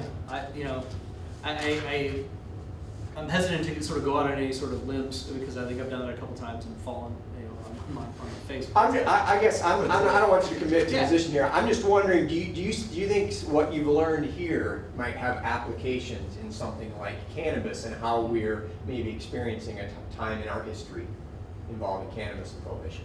I think so, but at the same time, I'm seeing a lot more. I'm seeing both commonalities and differences, and so what I saw with particularly with the prohibition, the repeal of prohibition, if you want to think about it as analogous to the repeal of cannabis prohibition, Yeah. marijuana prohibition, is that it happened at a time where you also, you had a sort of a what they talk about in punctuated equilibrium, like this window of opportunity, right? So, and so there's a reason why there was repeal during the Great Depression because there was a lot of pressure for a new source of revenue. Here's an element source of revenue. Yeah. And I see a little bit of that, especially after 2007, 2008. People are looking, scrambling, states are scrambling for resources, and they're saying, well, look, if we do this, this is a cheap fix. This is a way for us to fill coffers without really much more consideration of what goes on beyond that. And so, while I thought that originally, it seems to have been moderated as time's going on, and you're not having kind of this sort of a mad stampede towards pot or towards marijuana, but it's sort of a more incremental, or maybe that's just the problem of kind of living in the present as opposed to living 50 years from now, that we can look back on this and see some sort of. Yeah, and I also wonder, and again, I'm not as familiar with the topic, but some of the international comparative stuff you've done, if we'll be able to, if we're going to look back on this time with cannabis and also have, because I think right now, at least personally, I'm only thinking about it in the terms of what's happening right now in the U.S. with a couple states, but I know there's probably more going on internationally around cannabis. Oh, sure. And you've got sort of the openness, especially obviously places like the Netherlands and, and on down the line. So there seems to be a more permissive attitude towards that, even when I was in Prague. Everybody was, personally, not my thing, but everybody else seems to be, seems to be enjoying. Have you ever thought of a thought experiment? If the Great Depression hadn't occurred, how long would Prohibition have lasted in the U.S.? It's hard to say. I mean, in terms of, because there's a couple different issues there, right? Well, one is how do you get through constitutional amendment? You need all that widespread support. And what I thought was particularly interesting is that, and this is something that is one of the outcomes of the later stages of the book, which is about sort of the institutions and how these ideas, these transnational temperance ideas mixed with the institutions, is that the 18th Amendment that brought in prohibition was one of the fastest ones to ever go through. Record speed. It took over a year and a half to get ratified. And then 12 years later, you have an even faster stampede away from prohibition to repeal it. And that was something that had surprised not only the proponents of repeal, but also the opponents of it. Nobody ever thought it would happen quite that fast. And so there's the one, I guess, element of sort of the national level of politics. But then also after it's repealed, it didn't repeal it everywhere. You still had states that often went back to their old things. And so I think the last state in the United States to repeal prohibition, I think it was North Carolina in 1956, I think. But it took a long time. And so if there was no Great Depression, I can imagine it would have taken to the 50s. And there's plenty of dry county still. Oh yeah, Well, we should move to our next panel. While we're doing that, I'm gonna put in a commercial for, if you are thinking and writing about cannabis, we have a drug policy conference that we've, well, it'll be our 5th annual coming up at Roosevelt University in Chicago, coincident with the Midwest Political Science Association meeting, and they have really pretty interactive panels where Kathy Kane-Willis, I don't know if you know her, but she likes to have, I mean, last year our panels, we had someone who runs a methadone clinic, we have local politicians, we have local press.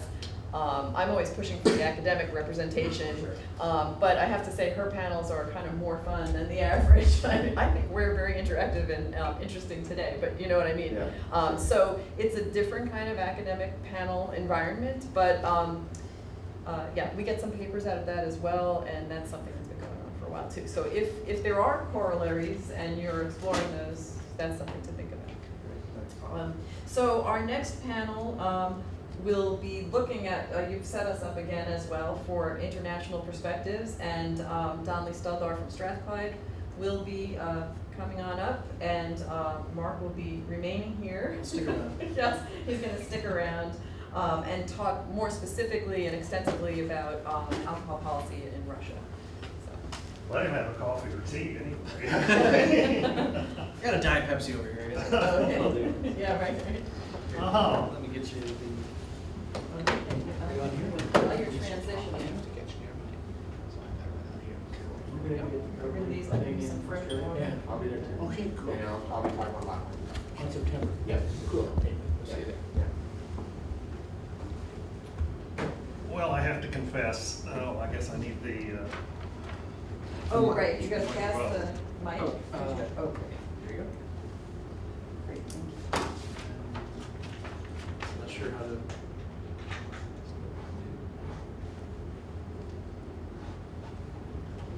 well, a few times I've done this previously, actually, it was in Canada. In fact, it was in Toronto. Of course, there was simultaneous translation from booth in the back into French. So whenever I put this on, I think about that. Okay, let's see, let me find this thing here.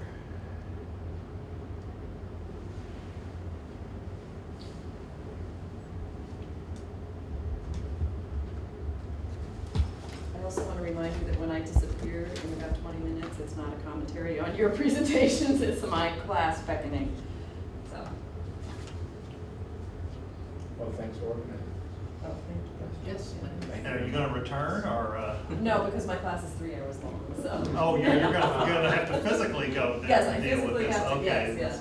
this is- I was explaining to others that my course load was expanded very recently.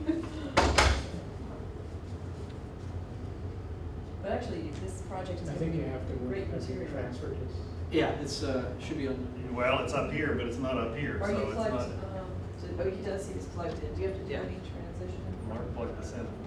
Yeah, it should be plugged in. It's giving you the bottom there. Is anybody? I'm not PowerPoint adept.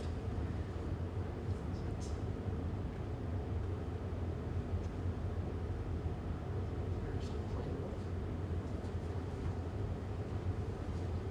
We need to play the slideshow. It should be showing on the screen. Yeah, before, Yeah. it showed on, he left the room too, so, okay. I don't know.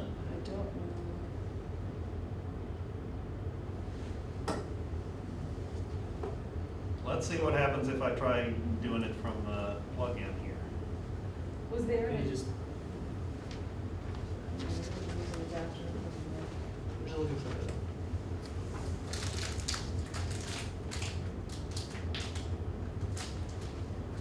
Yes, by all means, do a coffee or tea. Yes, that would. Something's happening.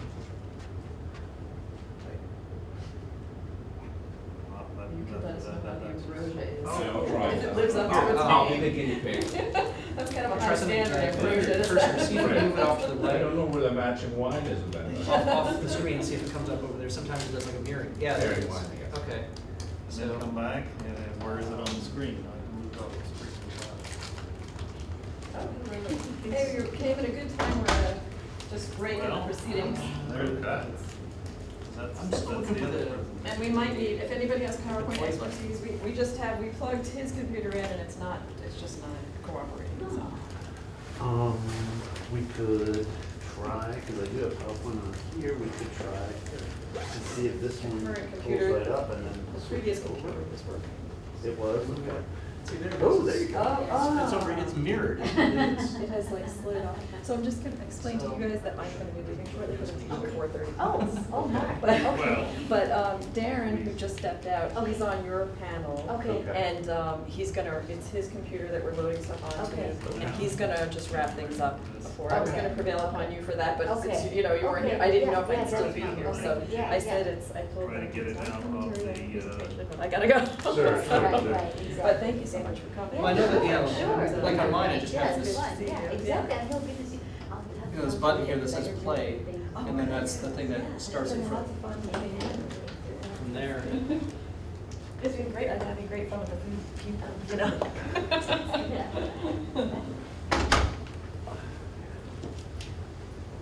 We have a mirroring Oh, issue. this is There you Darren. go. Okay. It shows up here, but it doesn't show up here. So Okay. run it over here. More tech savvy than. Now I was trying to get a hold of the one on travel, so. You pulled that up. Okay.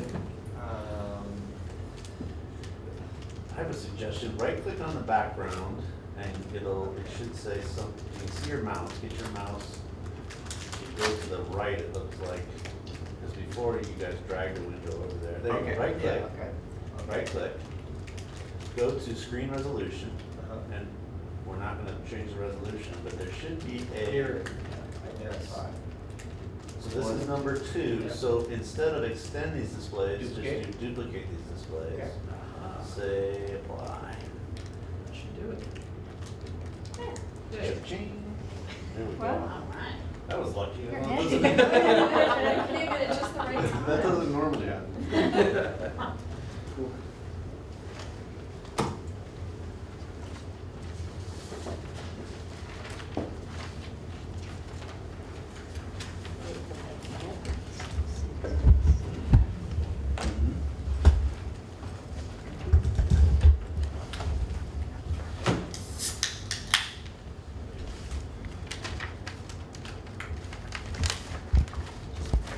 So I'm sorry, Bonnie, where are we? I'm sorry that we had to come because we were running off from meetings with the provost. Where, Okay. where are we at? We're at the beginning of the international Okay, perspectives great. panel. Thank you very much.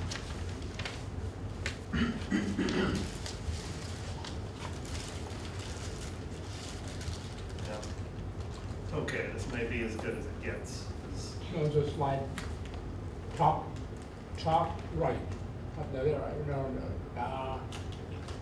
left, I guess, left, up there, up, further, up more.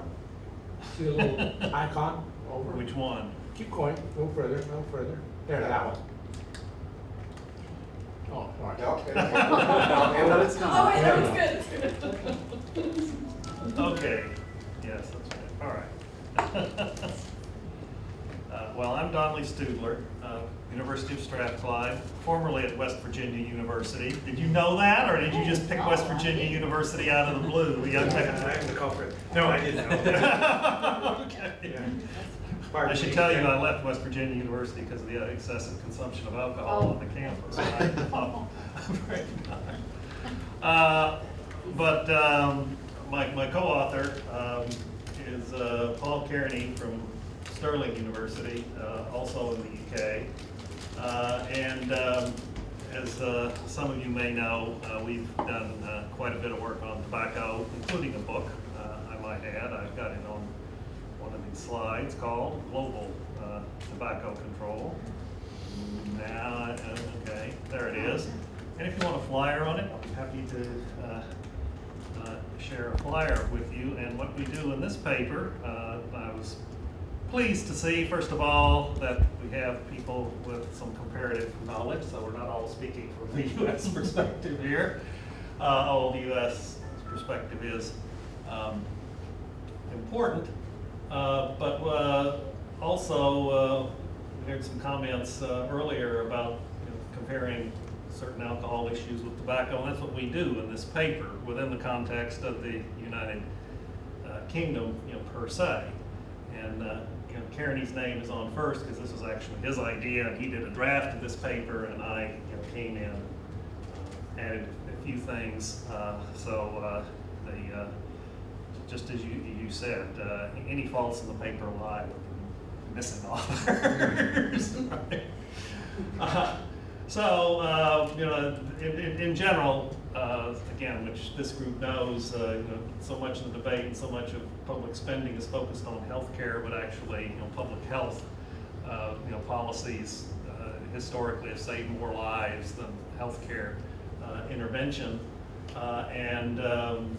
Recently there's been much more attention to non-communicable diseases, including alcohol, tobacco, problems about obesity, not only in the Western world, but more generally, but particularly in the Western world.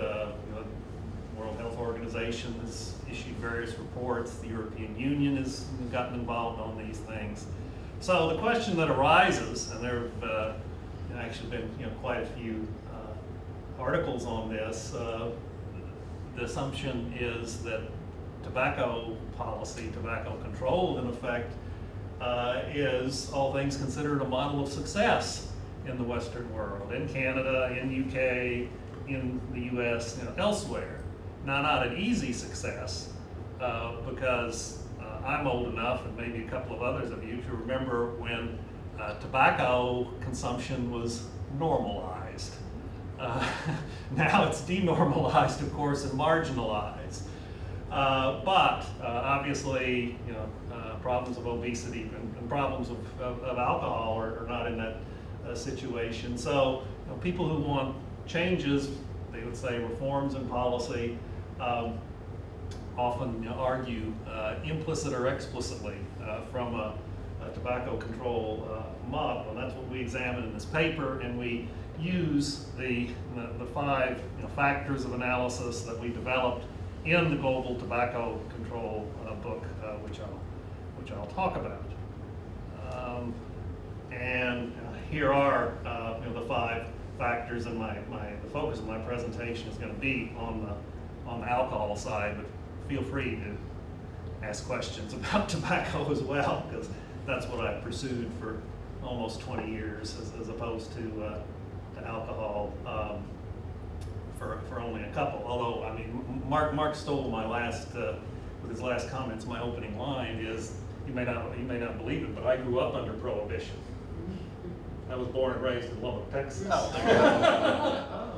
So it's a mistake to say that national prohibition was repealed, but I mean, as you said, local and state prohibition, and to this very day, it's very spotty. So in the U.S., okay, but the 5 factors we talk about in terms that interact, and we're not putting particular emphasis on any one of these, but one of the things that's talked about in terms of tobacco control is multiple factors. The analysts at the Center for Tobacco Research at the University of Toronto, that's part of the Center for Addiction and Mental Health as well, right? Yes, I mean, I've worked with some of the people there, Roberta Ferentz, Joanna Cohen, and others. They talk about, in terms of policy impact, multiple factors that have led to reduction in tobacco use, and we talk about multiple factors which affect policy making. And again, first we apply it to tobacco, now we apply it to alcohol.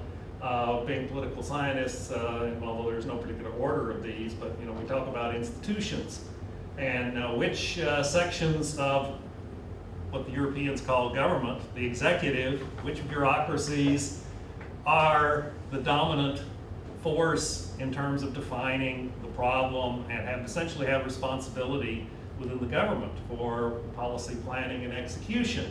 And again, in terms of tobacco, it was traditionally these others, treasury, industry, agriculture, depending on the country, which defined tobacco policy, and gradually the health departments got dominance as the issue that gets to, oh, looks like I haven't changed all the numbers here, to the whole issue of the agenda setting or the framing. I mean, tobacco was once a political economy issue, and it gradually over time, very gradually became an issue of public health, or what we sometimes refer to as secular morality, in effect. There are, moral dimensions to this as well. And of course, institutionally, there's other levels, what's called, what political science call multi-level governance. There's a sub-central level, obviously, in terms of tobacco, in terms of alcohol. In the US, federalism is important. Canada, federalism, in the UK, Scotland is important, has some of its own policies in these areas. The European Union has a much stronger tobacco control policy than it does alcohol, control policy. And of course, the World Health Organization, makes pronouncements on these and other issues. So there's a struggle in multiple institutions.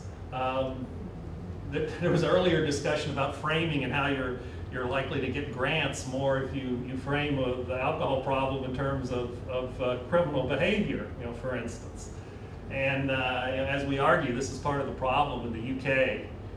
There is not a single definition of, or a single department that has charge of alcohol policy in reality. Partly it's criminality, partly it's health, partly it's transportation, partly it's trade, etc. And furthermore, apparently no bureaucracy really wants control of this.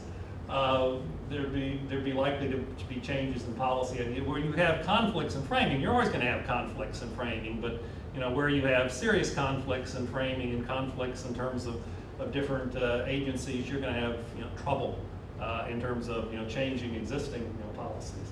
The third ingredient, actually, networks, and that has to do with the relative consultative role and power of the industry, whether it's the alcohol industry or the tobacco industry, versus the health interests, medical, public health, consumer, often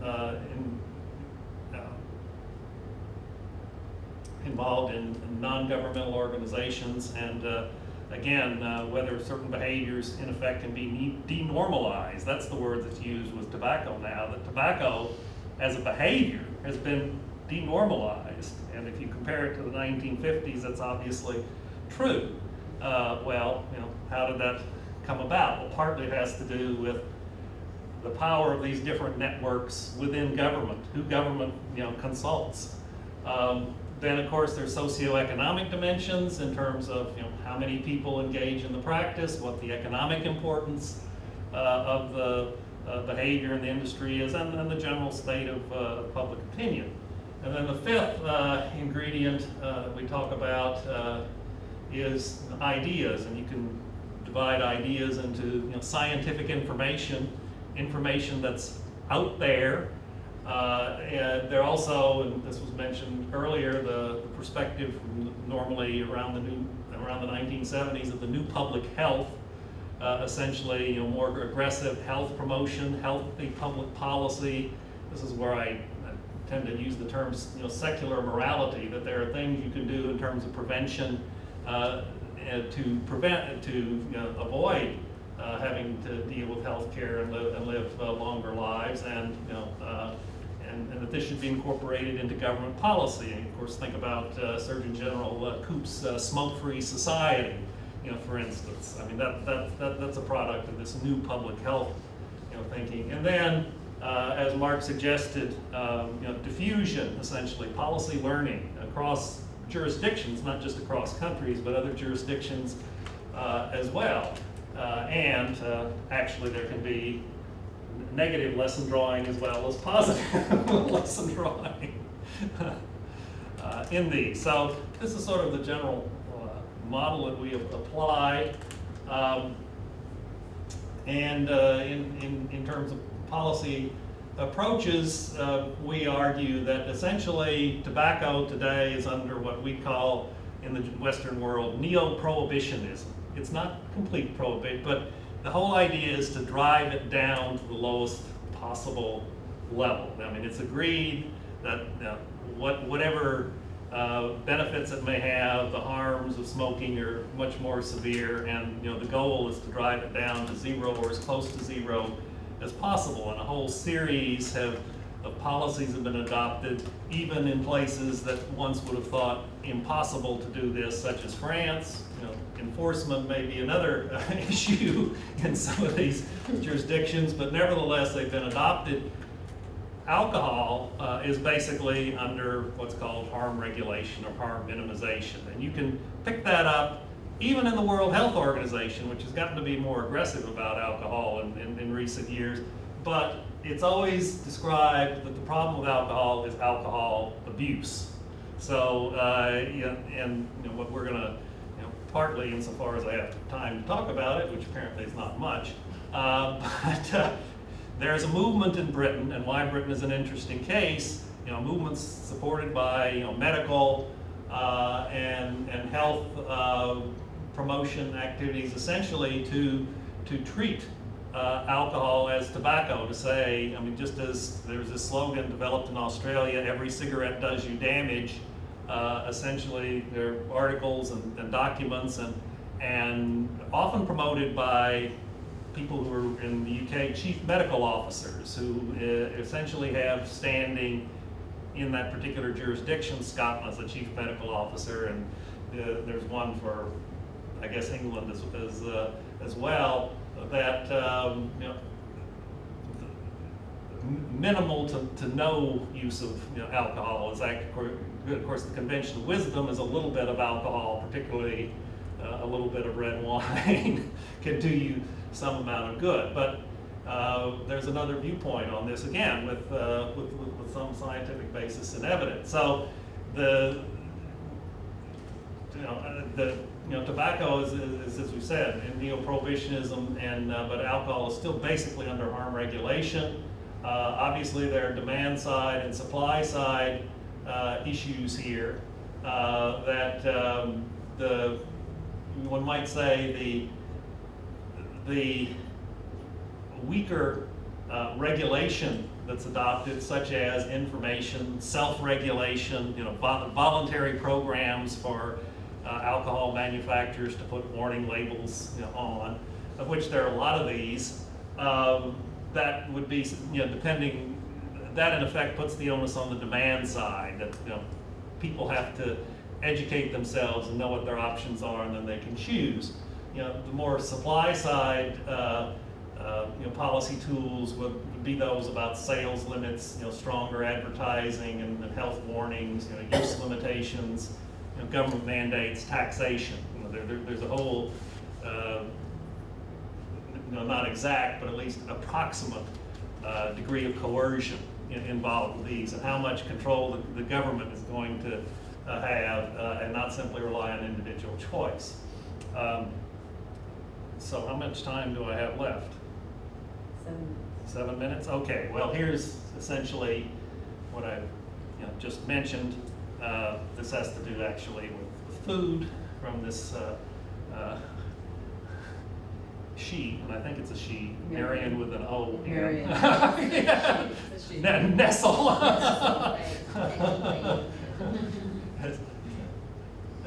Essentially, said what I just said, and also, so onto the UK developments, and again, working our way through very quickly through these 5 factors that we talked about.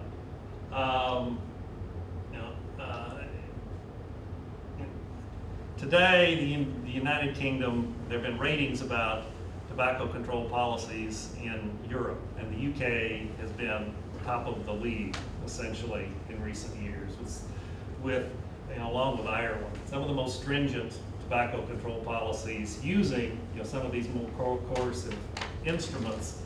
On the other hand, in alcohol, the latest study we cited was done across Europe in 2006. You may know more recent ones, but the UK was tending toward the bottom of the European league. So that's in terms of where their ratings are. alcohol is certainly, that's been something on the UK political agenda over the past 2 decades.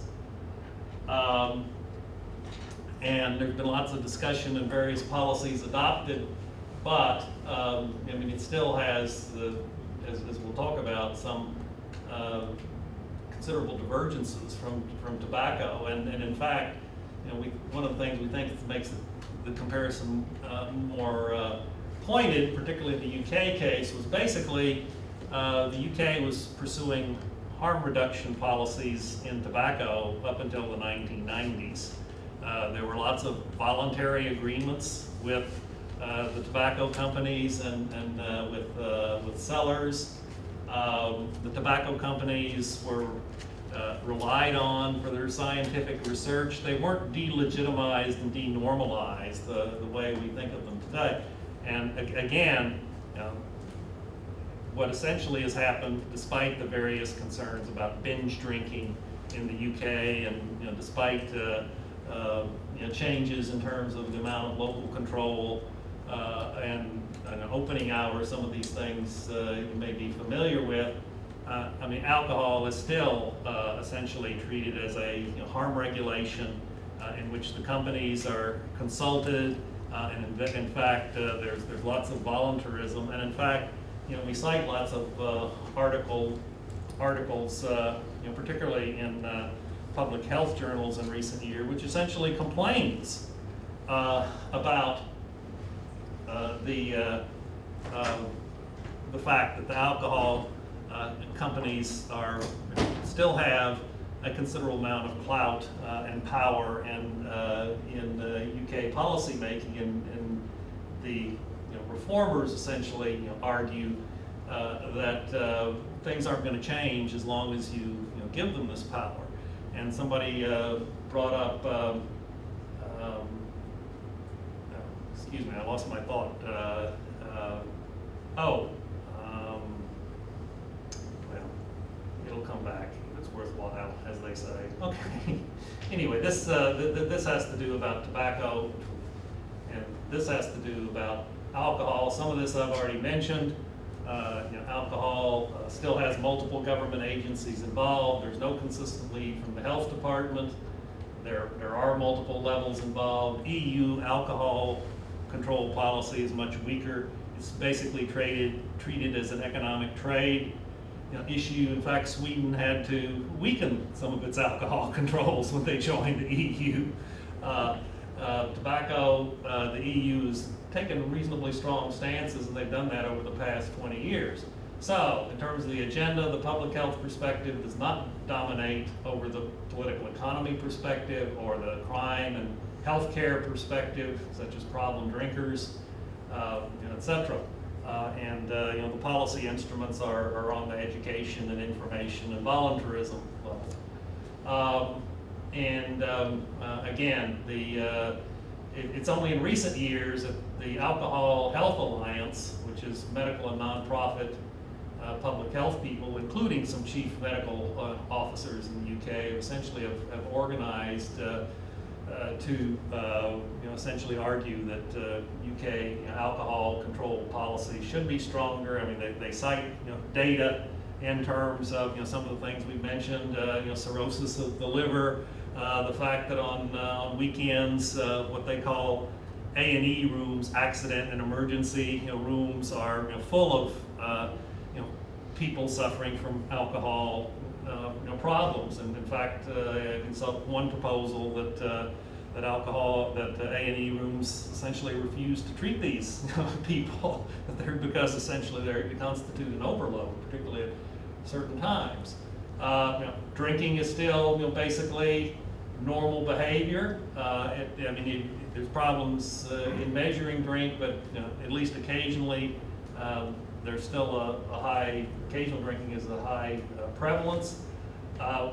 We talk about the permissive consensus in tobacco control. Essentially, the public wasn't demanding that the government do more things in tobacco control, and the public is not demanding that the government do more things in alcohol control, but in tobacco, they accepted it, essentially.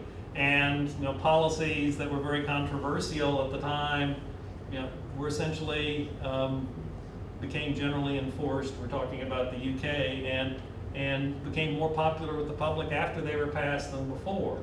But in alcohol, you have all these counter arguments about the general economic benefits, the nighttime economy.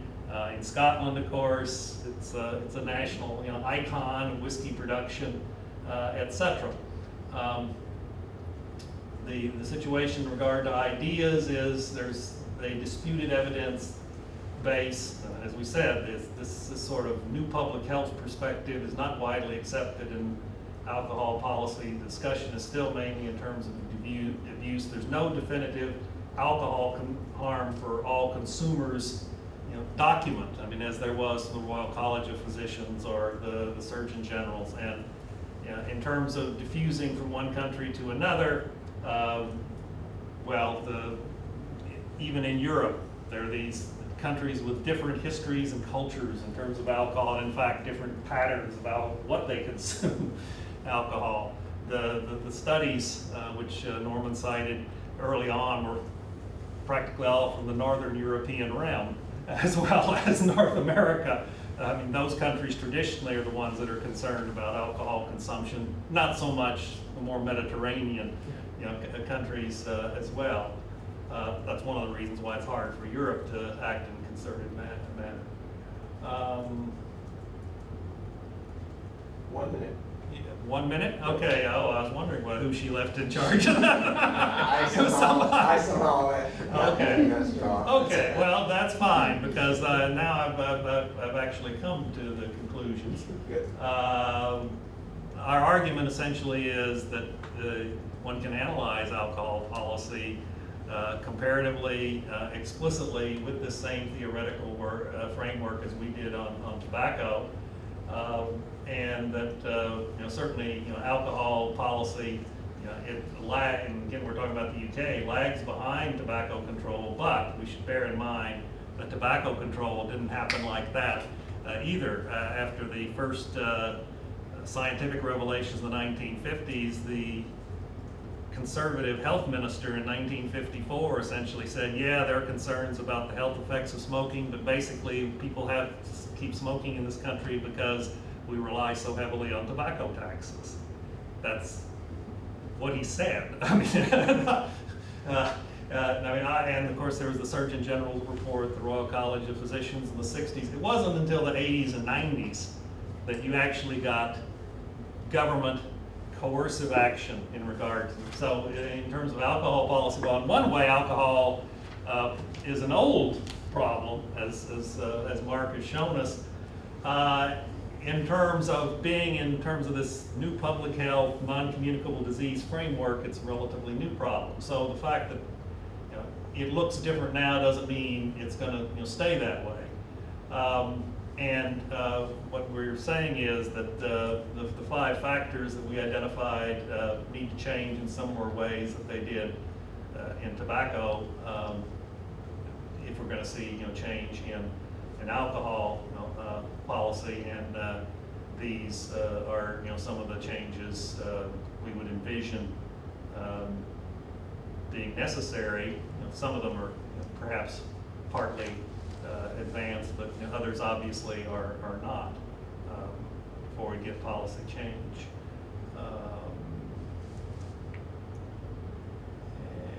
The final point, politics, there's no such thing as self-evident truths or ideas whose time has come that sweep all else aside. The process of turning evidence into policy is a battle like any other, as the history of tobacco control shows. What happens in alcohol policy is not foreordained to follow the tobacco model, but it's also not necessarily inherently different. Thank you.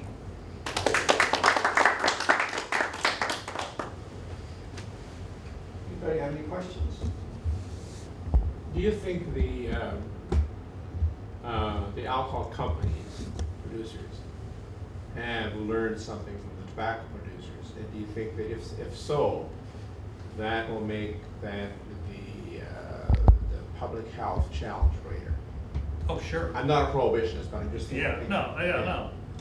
of course they were, but because the tobacco company, let us not forget, the tobacco companies were very powerful in Canada, in the US and Britain. And I'm sure they've learned things, and of course, one of the things they've learned is you dispute the scientific evidence as far as you can go. And you cooperate up to a point, you're willing to cooperate about voluntary measures, but as I think you said in some of your studies, voluntary and educational measures in schools don't have a lot of effect. What do we know about Philip Morris's programs about choice they're not very effective, right? So you agree to some weaker measures, you dispute stronger evidence, you bring up ideological points about the nanny state. I might add there was some discussion about internal Labor Party consultations, which was mainly actually about dealing with obesity, but some of it was about alcohol, that they weren't going to allow alcohol producers, for instance, to sponsor sporting events. And the Daily Mail had a big discussion of this, and they essentially said, Labor's secret plans for the nanny state. They're going to attack people's capacity to choose to consume what drink and food they want. So, one of the things, of course, I expect they've learned is don't leave a paper trail in terms of releasing, those lawsuits. Of course, what was important to them, from my perspective, the tobacco lawsuits, was not that in terms of changing policy per se, but they revealed all this information about what the tobacco companies knew when, which led to the embarrassing congressional testimony in the U.S. for the tobacco executives in 1994, etc. So, before political scientists discovered diffusion, certainly although they're competitors to a degree, commercial companies, whether they're tobacco or alcohol, they were exchanging information through various networks as well. Yes, ma'am. Oh, I was just I'm compelled by that. I've seen articles. I do research on obesity. I'm a nutritionist, and in terms of the application of tobacco policy and obesity, I know there's been discussion of that too. But I see this sort of big difference with alcohol kind of in the middle, because where do you sort of draw the line? With tobacco, we can say none is good for your health. There are solid studies that say that. But with alcohol, there are studies that suggest small amounts, or all kinds of, there is this little bit in between. So where do you draw that line? Food is even more difficult because you have to eat to live. And so sort of, how do you figure that out? Yeah, first of all, it's not until the last 20 or 30 years that's agreed that the only way to deal with tobacco is don't consume it at all. Right. Okay, Yeah. because there was a long time sponsored by the U.S. NCI, among others, for a safer cigarette. Okay. And certainly in Britain they were sponsoring certain things, similar programs as well. But you're right. By the way, I'm contributing a paper for the food issue that the body is putting together. So if it's accepted, Sure. you can read that one now. Good. It's making some of the same arguments about the applicability of our model to food. Surprise, surprise, to obesity. But yeah, it dawns on me now what it was, this point that I forgot a while ago, because somebody here mentioned the fact about alcohol doing damage to people who are not consumers, and this, of course, in fact, the phrase was used. Who was that? I forget. Smoking gun. Yeah. Well, and the figure that I heard was that it does as much harm to non-consumers as it does. If so, that's an extraordinary figure, because the figure. That's a guesstimate. I would just, Okay. Because I heard it from somebody else. tobacco policy or tobacco control policy started to change in the 1980s when the secondhand smoke issue, and secondhand smoke doesn't do nearly as much damage as the first candidate, but that, generally agreed, that moved the issue from being one of individual choice. It's my body, I'll do with it what I want to. You're affecting other people, including children who don't really have a say in this. So socialize the issue. So, and what the greater alcohol control forces in the UK are doing is trying to socialize the issue in a similar way. And I think that's a key. And wherever you say, well, yes, alcohol and obesity are not over here to this control. Right. If they could ever, successfully, get people to accept the socializing, problems. And that's not to say they don't exist. And of course, the interesting thing about tobacco was there were people complaining essentially about the nuisance value of tobacco, and saying, well, it must be. They were saying that before the evidence, but the evidence then came in the early 80s and bore them out. And that's why you started to have governments acting in the 80s and not back in the 60s or the 50s. Thank you. Thank you. Yeah. All right, Questions? thank you. We can obviously chat afterward, but let's keep moving. Mark Okay. is up for talk I 2. Talk today. 2, round 2. Oh, yes. So, get this on the right way. Yeah. And I feel like I need to apologize as well because pretty much immediately after this I have to run back home. My wife has some, she's had a collapsed disc in her neck that's been cutting into her spinal cord, and we're supposed to meet with the neurosurgeon again today. So yeah, it's like, okay, we got to do this. We got to figure out how to do all these different things at the same time. I need to apologize in advance for essentially bolting out the doors as we're done with this. But unfortunately, I wish it was under better circumstances and I could, stay and play and stay all weekend. That would be even better. Let's see if this actually works now. If I can get it to come up. So yeah, last talk was a little bit about my first book, and sort of the stones that were left unturned in that. This one is actually about the book that just came out. I should get it here, since I have a copy. And we all get free copies, right? Oh, I wish. I think they might have them downstairs, right? So, no, this is the book that I heard. They're being sold down the lobby. Yeah, that's exactly it. Yeah. They should be at the Oxford table somewhere down there. If they're not, I'm going to be very upset with my editor. No, just kidding. Yeah, this was the book that I really wanted to write, and this is the book that I was. I'll just give you a quick background. Is that my expertise is in Russian politics, comparative politics, international relations, and then I did this temperance prohibition. As it turns out, that's not the most marketable combination when you're going on the job market, like in 2007 when the global economy is imploding.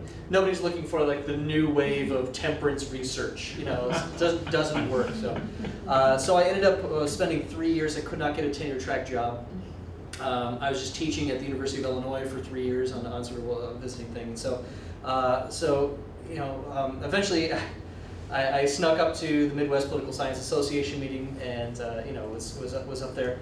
But I came to this discussion with my wife and we're like, we can't just keep living the adjunct life. We can't do that. So we made a pact that if we didn't get a tenure track job that year, that we'd pack it up, move to DC, do whatever it is you do with a PhD in DC. Thank God I still don't know what that is.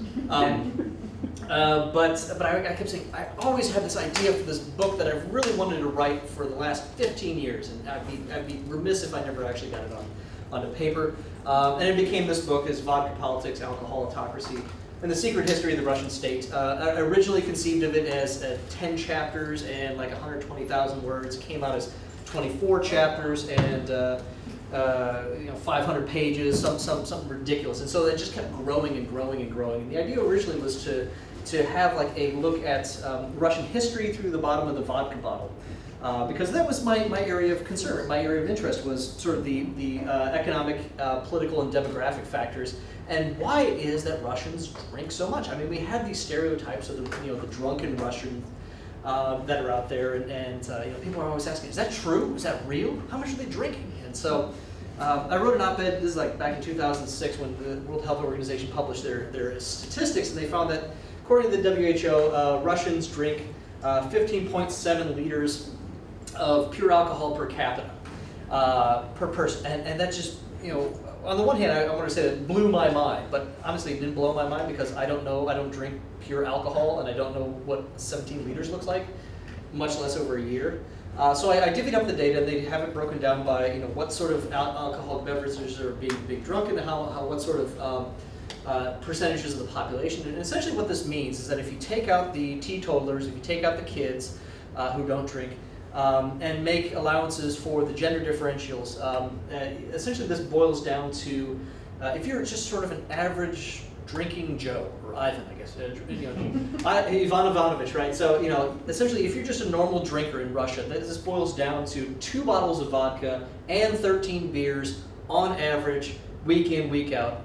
That makes you an average Russian drinker. So if you're drinking 13 bottles of beer and 1 bottle of vodka, you're behind, you're gonna have to catch up. And so this is just astounding how much alcohol is being consumed. And having spent quite a bit of time in Russia, you kind of have to, it's a professional hazard, you have to kind of deal with that as well.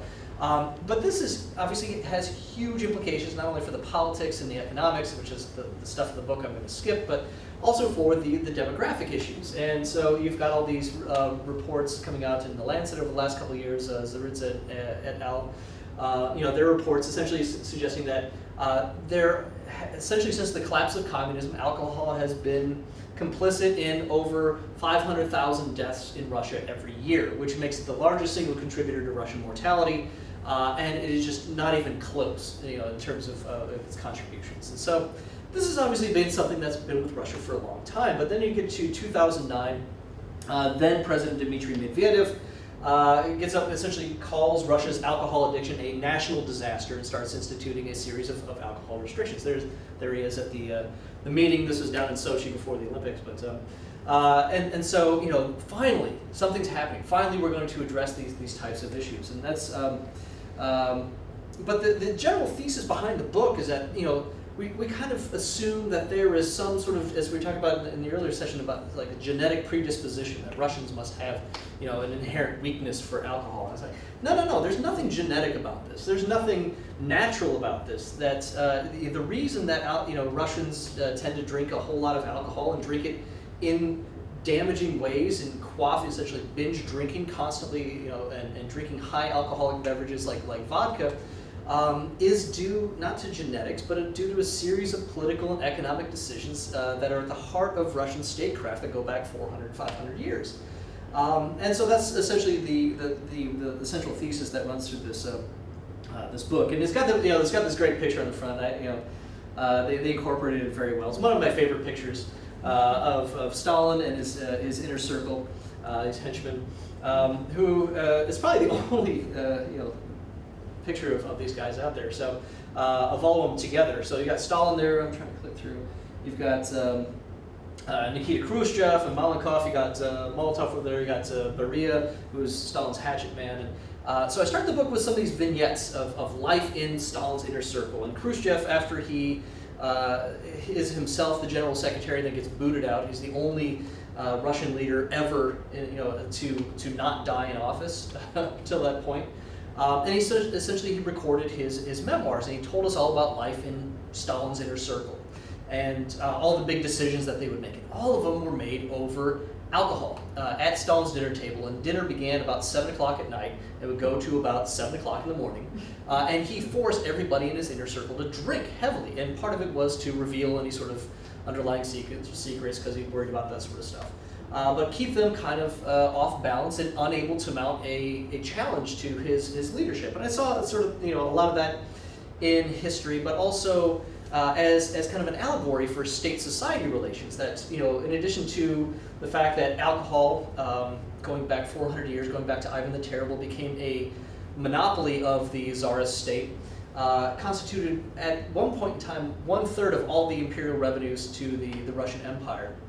As it expanded and got this great military might. And then even into the 1980s, even into the Soviet sphere, the Soviet era, alcohol revenues from the vodka monopoly constituted 1/4 of all state revenues, still the single largest contributor to the state. Now, obviously, you can't stop doing that. You just can't, I guess what economists call a revenue trap, right? You just can't say, okay, we're not going to drink anymore, because Russian leaders, since the 1850s at least, realized that if everybody sobers up, we're going to have a bankrupt country, and that's no good.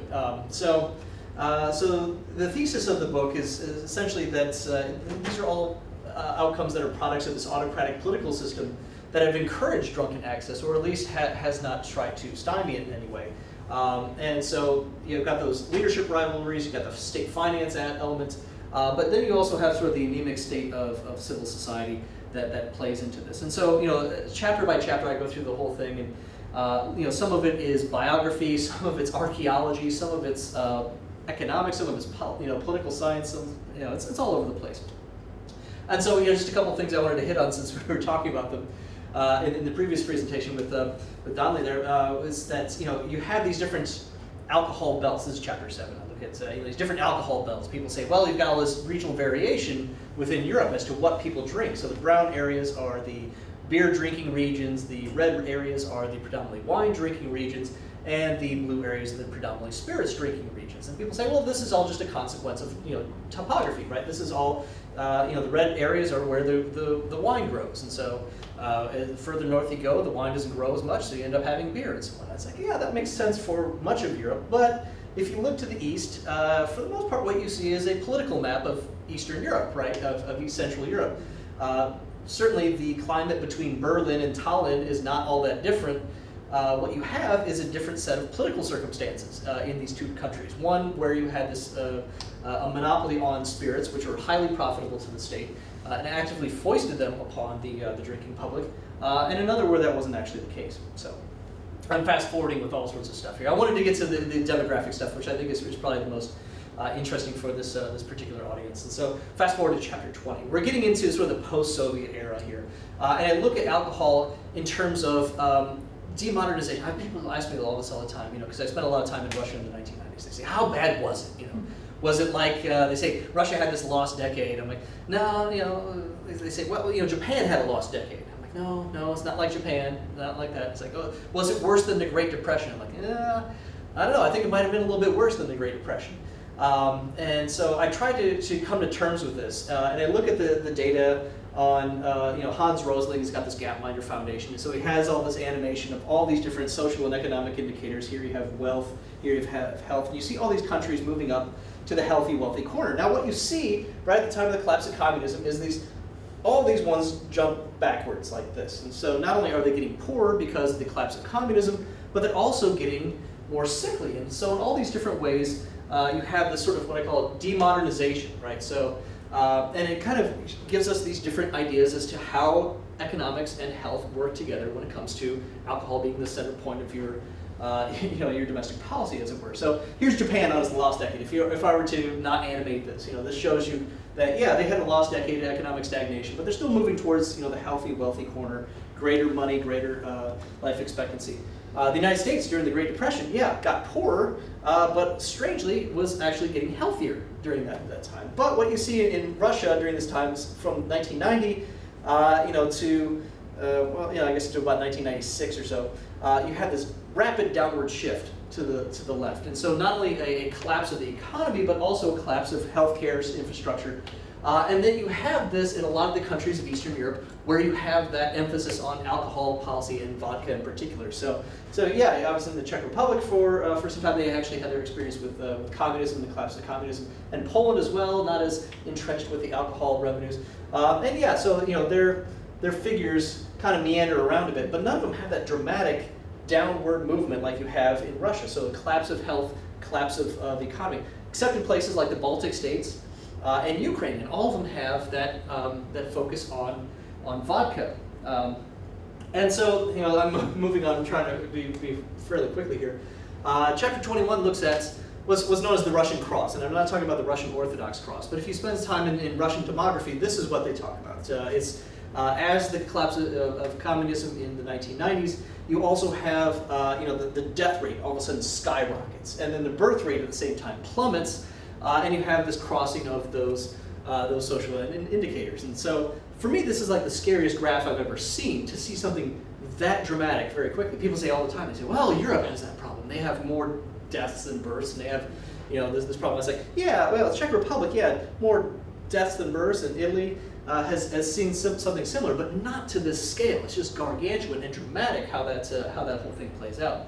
And so what I look at from there is looking at how this whole thing plays out in terms of contemporary politics. And I'm going to skip past the stuff just on what's going on behind the scenes with Putin's politics. And I wanted to get to, and the only thing that I think is worthy of mention is that throughout all this time, people thought that the thesis that I'd written was that alcoholism in Russia is kind of analogous to what Amartya Sen says about famines. Is that you've never had a famine in democracy, which is to say that it's not that you haven't had crop failures. It's not that you haven't had hardships, but there's something about sort of the responsiveness of a democratic system that requires that you actually take the commonwealth of your people and promote that.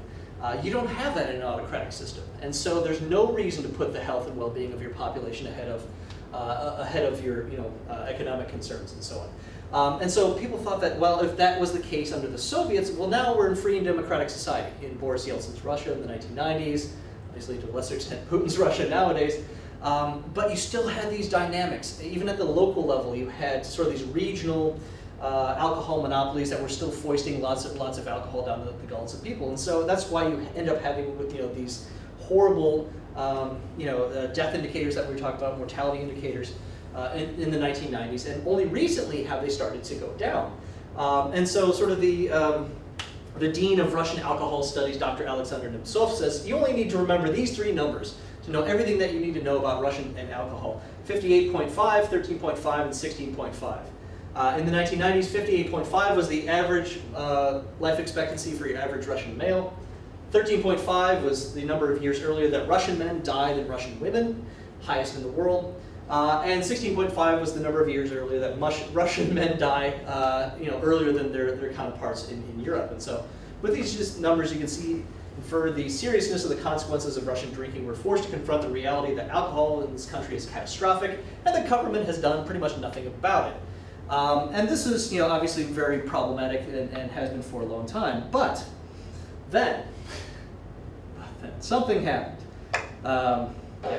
Russia has launched a nationwide campaign to curb excessive drinking, which has plagued the country. First step, move the legal drinking age up from 0.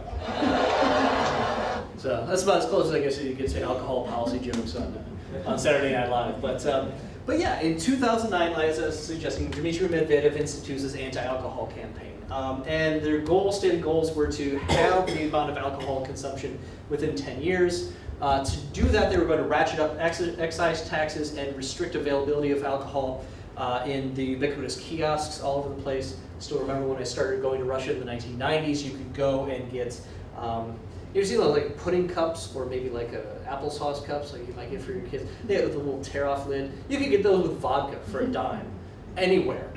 So you just walk down the street, here's a dime, throw back a shot and keep on going with your day, Got to start clamping down on these things, and other restrictions as well. For a long time, Russian vodka had a foil lid.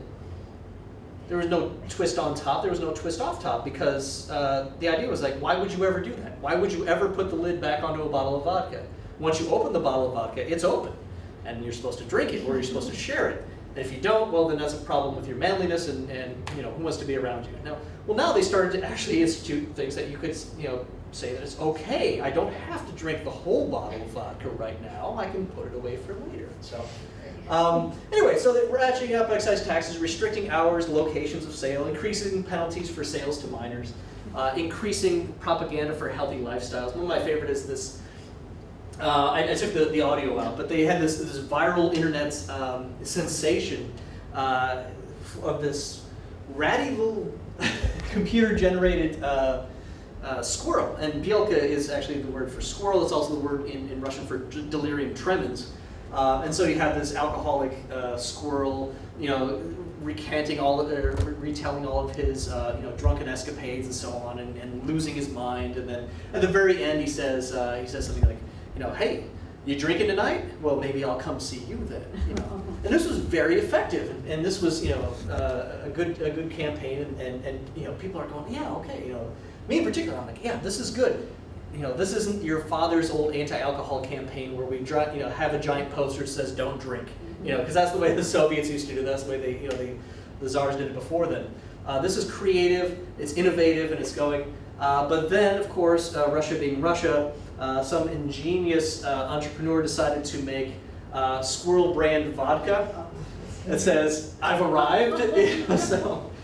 So the delirium tremens has come, just like you said it would. So you get all sorts of interesting stuff like that. But I think for our interest, we're looking at the rates of decline in some of the major health indicators. And so looking at things like mortality from alcohol poisonings has gone down incrementally in more recent years.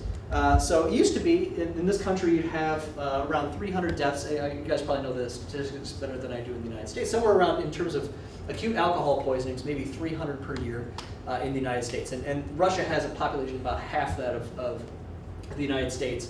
And so usually those were campus incidents of students drinking more than they could handle, and they end up poisoning themselves. About 300 a year. In a country with half the population, in Russia in the 1990s, you were upwards of 55,000 people per year just dying from drinking bad alcohol, which is just staggering. And so people, look at a lot of these mortality figures. They've been going down incrementally for ages, and this is all very good. This is something that we should all applaud. But they're still 50 to 60 times higher than the rates that are here in the United States.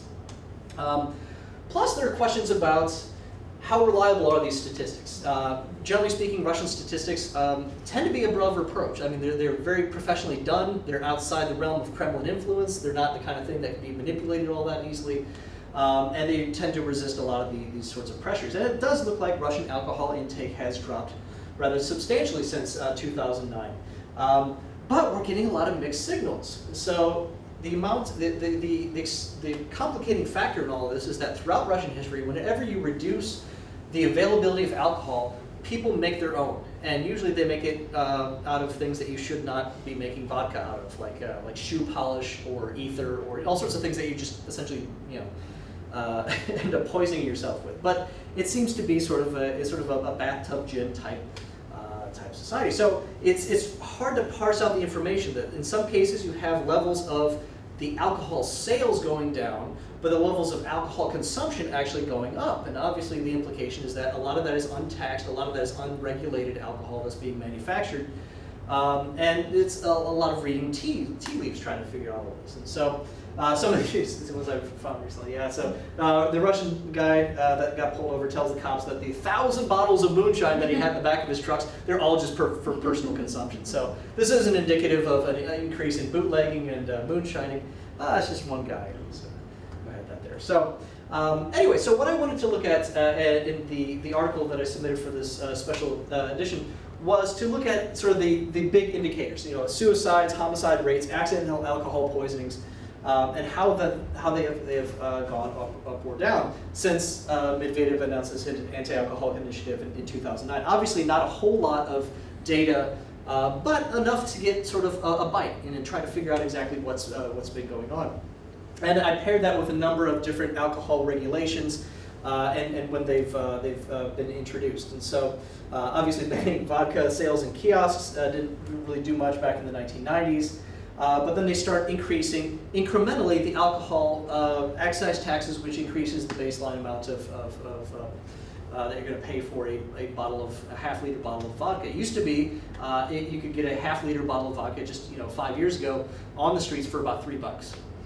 And so yeah, if vodka is cheaper than bread, it's cheaper than water, you're going to have an alcohol problem. And so unlike in the past where they would institute very draconian restrictions, to their credit, Russia has been implementing very incremental restrictions, sort of rationing it up every 6 months, increasing the excise, so you don't have this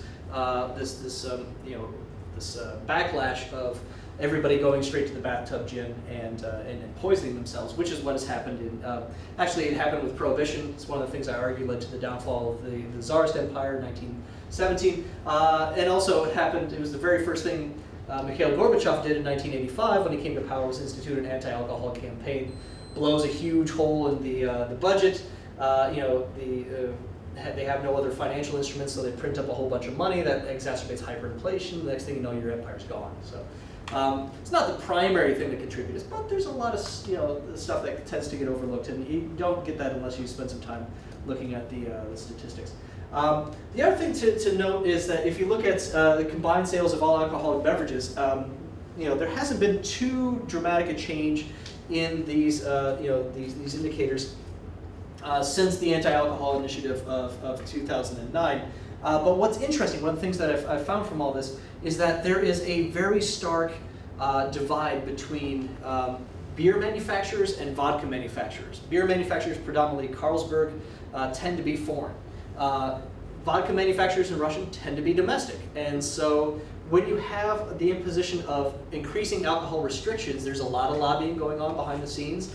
And one of the interesting outcomes is that due to their strength, their lobbying position, and a lot of the kickbacks and bribes that are coming all over the place, is that when you end up having new rounds of anti-alcohol restrictions against alcohol in Russia, they tend to fall disproportionately on beer. And even the country's top health experts have been lashing out against what they call beer alcoholism, and encouraging people to drink more vodka at the expense of beer, which is completely asinine. It's completely opposite to anything that everybody in this room already knows. But that is sort of the political legacies that that have. Excuse me, Mark. That's not what your data shows there. It What's shows that? vodka has declined much more than beer.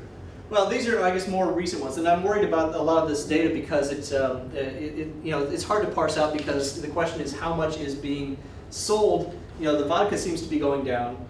In more recent years, and again, this is especially since 2012, and through I guess 2014, is that the beer quantity has been going up because because it's easier to get to. The kids seem to enjoy it a little bit better than drinking round after round of vodka like their parents did.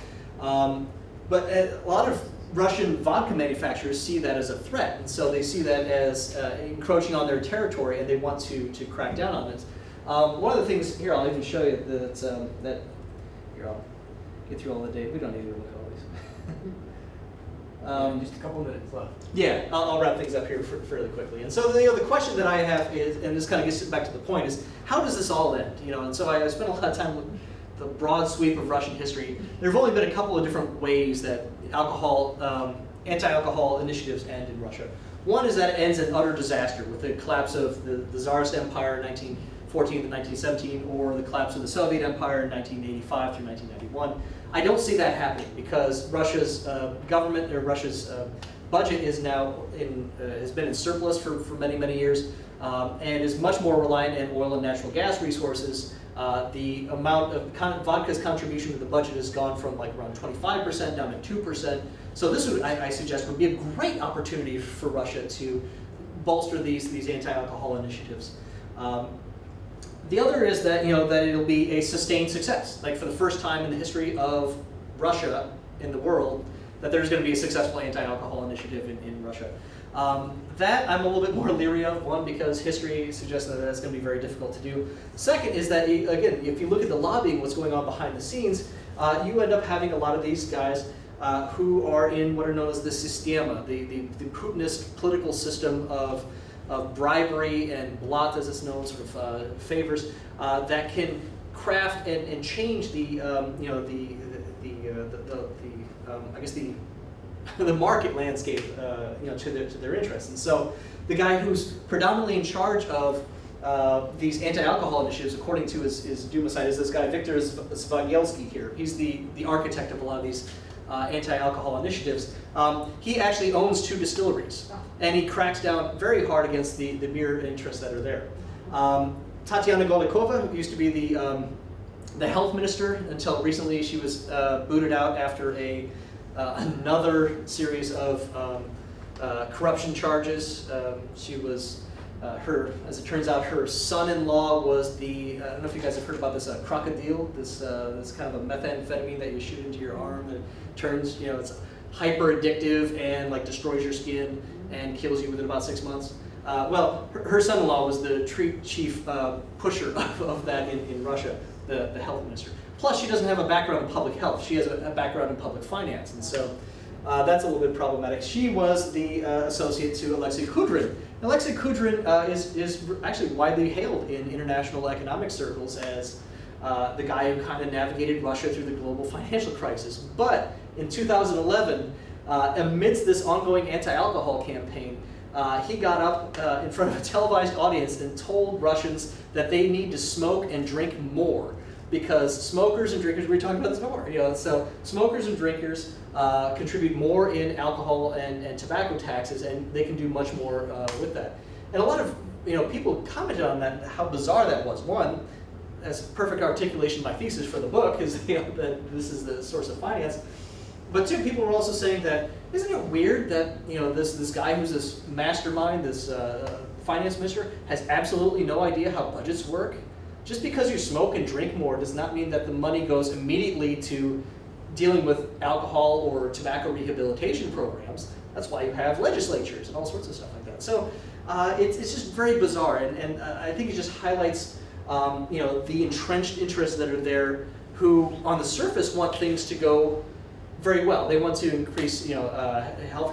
They want to have the appearance of having an effective anti-alcohol campaign, but they also have very entrenched interests that look to subvert those at pretty much every corner that you have. So anyway, the conclusion to the statistics that I have is that I think it's been I'm very positive on these anti-alcohol movements. I think it's going in the right direction. But statistically, I didn't do any sort of regression analysis or anything along those lines. It's hard to actually suggest that these restrictions that have been gradually implemented since 2009 have had a causal effect on these downward trajectory of health indicators, because they were going down already. And so it could be something else. It could be sort of generational flux. It could be sort of these long cycles that are going on. So. Conclude, as we all conclude, more research will be necessary on this sort of thing. So, anyway, we'll wrap up there.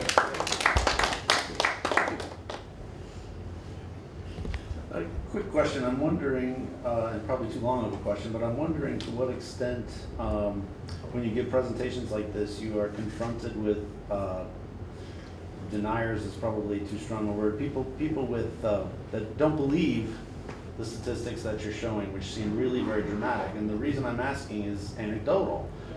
Lisa and I were actually in a meeting discussing a potential project that was going to be in Russia last summer, which completely fell apart. Yet, that's not the story.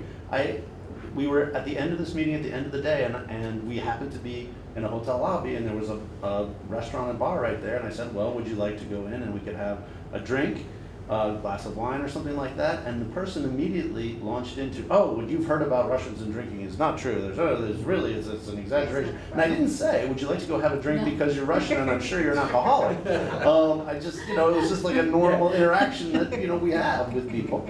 And yet he felt really compelled to, and went on for a little while to let us know how everyone had it wrong and that Russians were not. So do you come across that? I get it all the time. Yeah, I mean, it's. I gave a presentation at the Woodrow Wilson Center a couple of months ago, and we actually had representatives from the Russian embassy that were there asking saying essentially these things. Well, this is all overblown. Oh, well, this is. And what's strange is that also this summer I got invited onto RT. Russia Today, and I was on World Apart, so they sat me down for a half hour. We kind of hashed these things out with the woman that they refer to pleasantly as Putin's lapdog, and they were saying, this is just a smear campaign, you're just doing this. I'm like, I have only the best interests of the Russian people at heart, and if that means they've got a problem with their system of government for the last 400 years, well, then that's what's going on. And so, but what's interesting is that even she was saying, well, this is all overblown. Don't you know? I grew up. She's saying, I grew up in the Soviet Union. We had these anti-alcohol campaigns. We had propaganda posters everywhere. So it's not as bad as you were saying. And I just turned to her and I said, did it work? Right. What?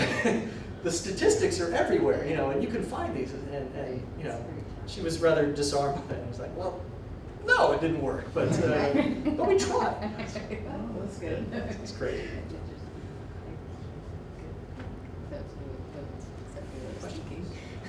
All right, thank you. Awesome. Doing, Thank you, fun guys. Home Duty Day, and Yeah. good luck to your wife. Yeah, thank you. So, we started with some policy effectiveness talks. We just had a couple international talks. It's good. And us two are gonna end with some methods. Okay. So we're gonna end on a real exciting note. Everybody really wants some methods at the end of the day.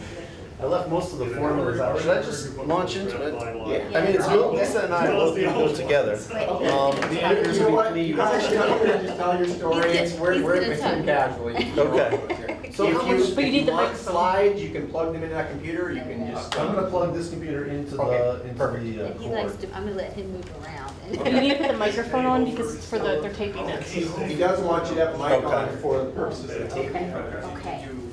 There's one mic there, so. Okay. All right, we'll have the mic and we'll talk about it. I'll sit up here. You're gonna walk around. You sit, yeah. That's right. It's fun to walk around. Yes. There's a graduate student there. That's right. As you may know, she married several times. I don't know much about it. She's been a good friend.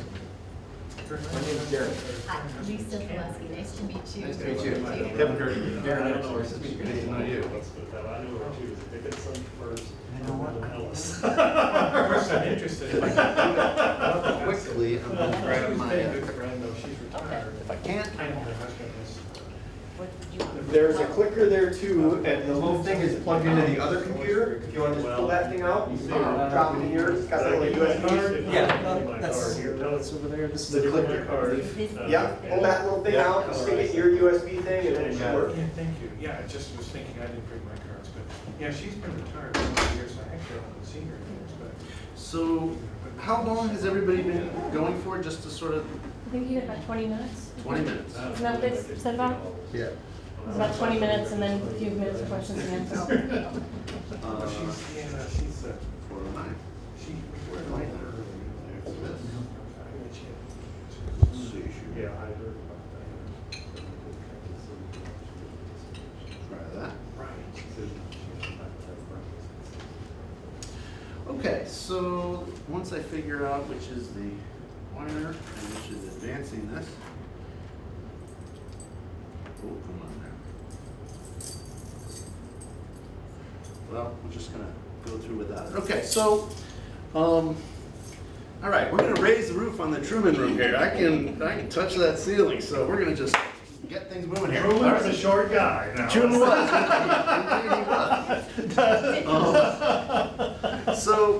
So essentially, I'm going to make this a little bit more of a story since, I think we've got probably 11 or 12 slides in here.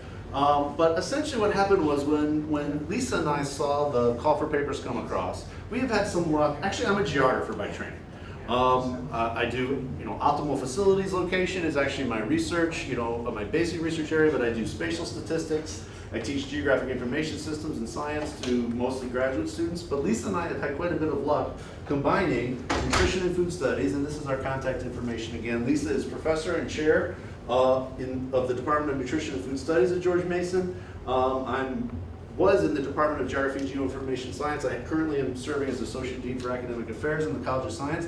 But we've worked together on issues of the spatial components of health outcomes, essentially. So we've actually published in Public Health Nutrition with regard to the distribution of malnutrition among mothers and children in Kenya, which people say, well, geographer and nutritionist, how can you possibly work together? Well, guess what? People in different areas have different health outcomes, okay? And so the call for papers came across and we said, well, what could we do together in terms of alcohol policy and its spatial components? And so essentially, there has been an increasing recognition of the spatial component to lots of all social phenomena. Essentially, if you're gonna collect data, for the most part, you're collecting it somewhere. That person that you got to fill out a survey, they have an address. They live somewhere. They're in a certain spatial context. How can we use that? And in fact, in health geographics has actually become a significant subdiscipline within geography. And frankly, there's a lot of ties to epidemiology, right? another department that Lisa built, Global and Community Health, and hired a number of epidemiologists, many of whom also rely on spatial statistics, some of the kinds of things we're going to talk about in this, that we did talk about in this paper. So what we're going to do is review potential methodological contributions to alcohol policy, because when we did review the literature, there was a very limited number of sort of spatial analyses that went into alcohol policy. And in fact, you read from the paper, they mostly had to do with distance from measuring distance from outlets, alcohol outlets, and then things like traffic crashes and associated traffic accidents, more of them being near to bars, essentially, or other outlets for alcohol. So we like to demonstrate the use of GIS techniques, and in particular spatial statistics, and we do that on a data set of alcohol-related arrest information. So now we talked about this idea of, earlier, it was talked about this idea that this was essentially, we're forcing this onto not so much behavior, but illegal behavior. We're not suggesting, by the way, that, that the only policy initiatives that one should look at, to be sure, are the ones that are related to the police. However, when we went out and looked at policy initiatives, and there was, in fact, a website that Bonnie had pointed us to, what are the things we saw there? Laws against underage drinking, laws against drinking and driving, other police powers more generally in terms of zoning, licensing of the facilities, the hours, and many of these things. They're essentially enforcement policies. And so if we're going to look at enforcement policies and the outcome of enforcement policies, where are we going to get that? Who enforces those policies? The police enforce those policies. So in fact, we went to the police to look for our data. What data did we get?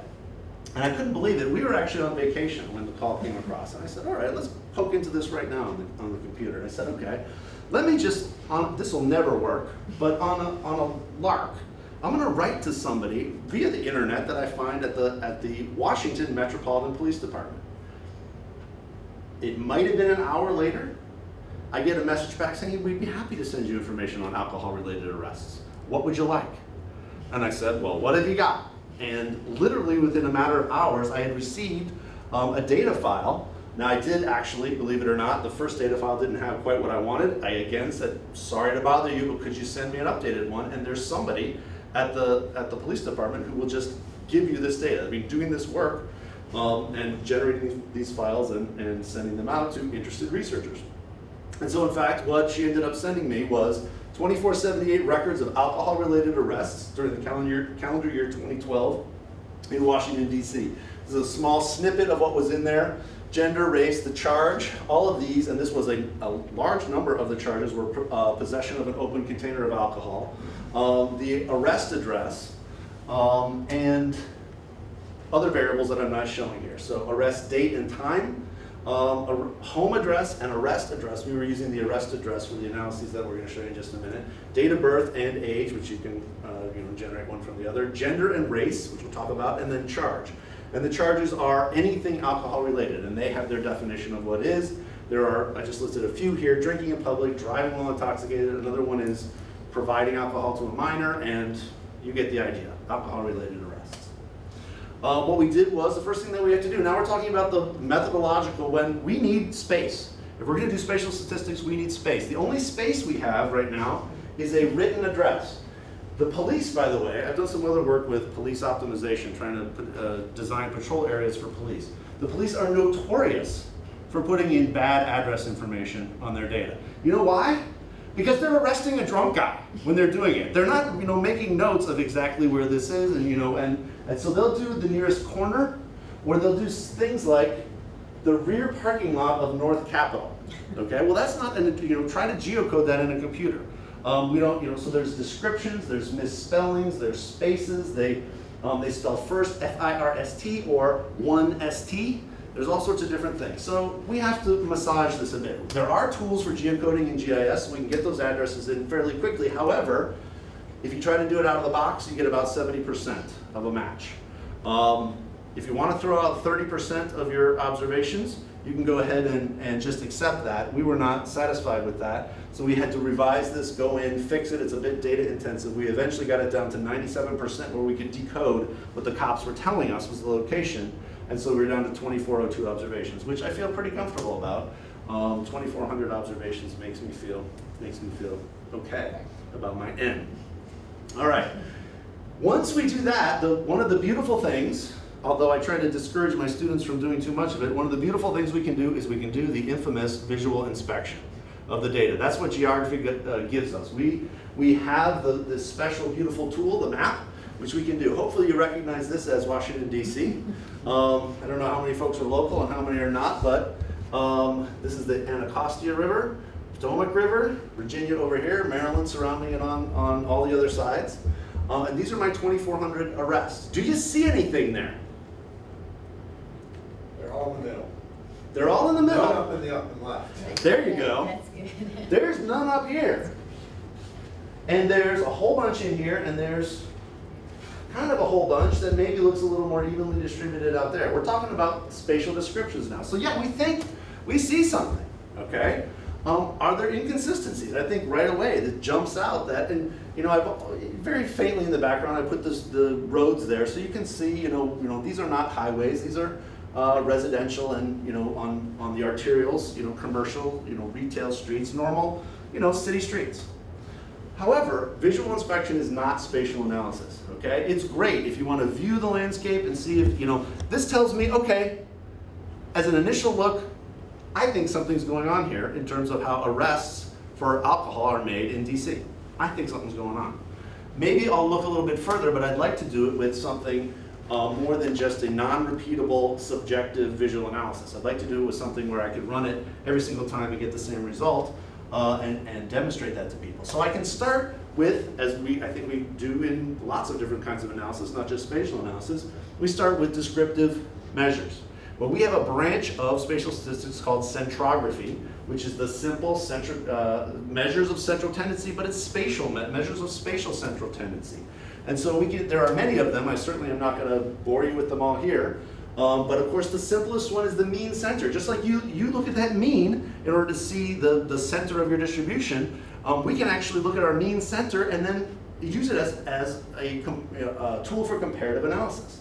So I'm going to give you two examples of how you can actually derive something, again, repeatable, that gives you a little bit of information, all right? What I'm first looking at here, and I didn't put any formulas, every single slide on here has about a formula that, well, mean center is not much of a formula, but as we go further, I left all the formulas out, but you can Google each of the statistics that I mentioned as we go through here, and you'll find the derivation of them if you like. So what can we do? We can do comparison. Now I've broken this out by the mean centers for different types of alcohol arrests. So we've got our providing alcohol to a minor, which is way up there. We've got possession of an open container of alcohol here, driving while intoxicated here, drinking and drunk in public right there. So there's a different center of this activity. Well, some of them are very, and by the way, this is the mean center of all the incidents regardless of what type it was. So essentially, I hope you guys see that little gnat and I don't look like I'm waving it thin air. You don't see it? Okay, then I'm mad. Okay, so these are essentially not deviating. I guess it's drinking drunk in public and driving while intoxicated are not. Am I getting the right ones? No, that's drinking in public. Those two are essentially the same as the overall pattern.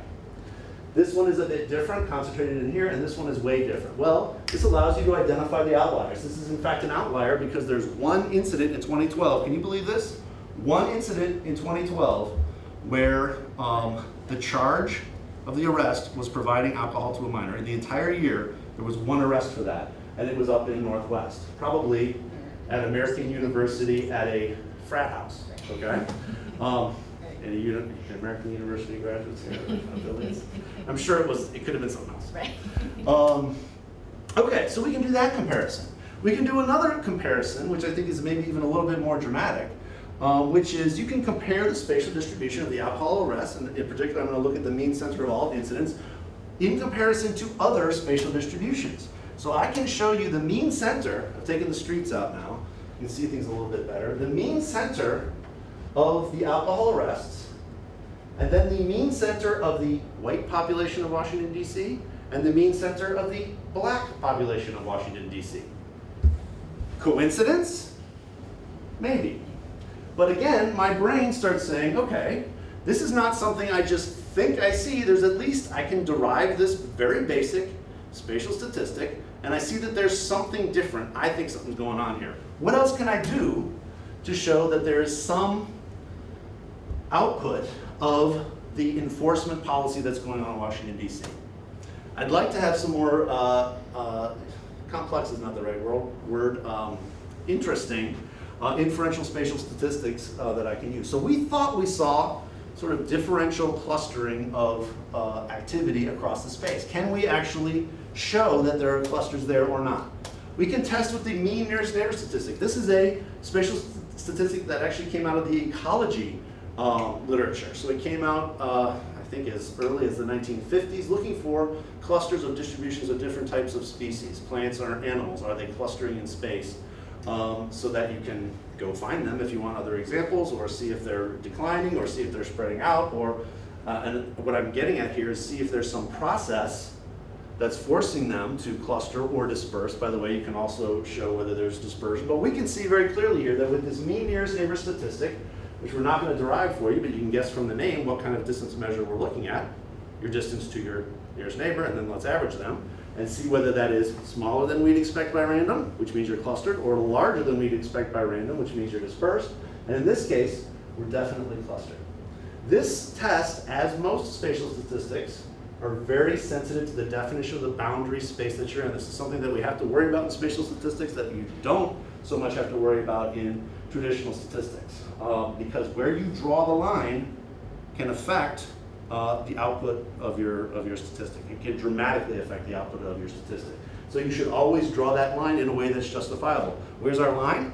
Our line's the boundary of the city of Washington. By the way, we didn't do a bounding box around Washington, because then there would be a whole bunch of, because Washington is a diamond, right, on its, a square tipped on its side. If we did a bounding box around it, which by the way is the default in most GIS software, you'd have big areas of open space that you couldn't possibly have had an observation in there, because the Washington police aren't going to make any arrests out there. Okay, so we actually use the actual boundary, the polygon boundary of Washington, D.C. So we see very strong evidence of clustering, in fact, super strong evidence of clustering, a very large negative z-score there. However, one of the knocks on the nearest neighbor statistic is that it only uses one measure to, who says that determining whether there's a cluster or not should be based on how near you are to your nearest neighbor? What about your distance to your 2 nearest neighbors, or your 5 nearest neighbors, or some other measure of distance? And so there's no fundamental reason why you should have to use nearest neighbor, so you can actually test across a range of different distances, and so we can use Ripley's K to test that. So do we have a robust finding that there is clustering among arrests, or are they just randomly located in space? I mean, maybe you'd hope for that in terms of policy, right? I mean, you don't necessarily want one neighborhood to get all the police, arrests in there. You wouldn't want that to happen, but let's at least know what the story is. So we can use Ripley's K to test across multiple distances, and in fact, what this shows us, the output shows us here, is that it's a different test. This tests on whether your distance is smaller, which means you'd be clustered, or larger, which means you'd be dispersed than you'd expect by random. This actually tests for the number of neighbors in the different critical distances that you've seen. So if you have more neighbors in that critical distance, then you are more clustered. If you have fewer neighbors than you'd expect, then you're more spread out. And in fact, across the entire range of values that we see here, that are observed in red, we have more than we expected in this case. And there's a transformation of this. Again, you can look up the, it actually transforms number of neighbors into a distance value. You can look up the formula if you like. The bottom line is, this is a very robust result. We don't see this jumping, which you sometimes do, above and below the expected line, where at one distance you've got clustering, at another distance you've got dispersion, and sometimes you've got nothing significant. This is highly significant clustering across the board. There's definitely something going on in terms of these things not being just spatially random. Okay, that's what I said about that statistic already. Okay, great. So what? You found that there's clustering. You've seen that there looks like there's something going on there. You found that there is statistically significant clustering there, but you know what? Spatial distributions are not independent. What if those areas that have no arrests have no people? You wouldn't expect there to be any arrests there. So we've got to at least, look at what the distribution of the population is, okay? So strong clustering would not give much insight if you've got a bunch of holes where you wouldn't expect any anyways, okay? So if the locations were simply a reflection of the spatial distribution of the underlying population, then you're not really finding anything interesting. So we switch. Let's get another variable, which we can also generate. We didn't get this from our data, right? We didn't have number of incidents per census tract or census block or anything like that. We have to derive that. We can do that with our geographic information systems tools. So essentially we can switch to the arrest rate. So this is a rate, number of arrests, alcohol-related arrests per 1,000 population. There are standard tools that allow us to do that. We actually call them point and polygon operations that allow us to spatially join the addresses with another spatial data set, in this case census tracts, which of course, along with census tracts, you can get all kinds of other information, such as the number of people that live there, the number of people of different ethnicities or races that live there, household income of that census tract, etc. Okay? And so what we see is, I see some of the same thing that I saw before, by the way. I'm not seeing that. That actually makes me feel a little bit comfortable. That now when I'm looking at rates, I'm also seeing low rates adjusted by population, high rates in the center, and also high rates kind of checkerboarded through. This area is called east of the Anacostia.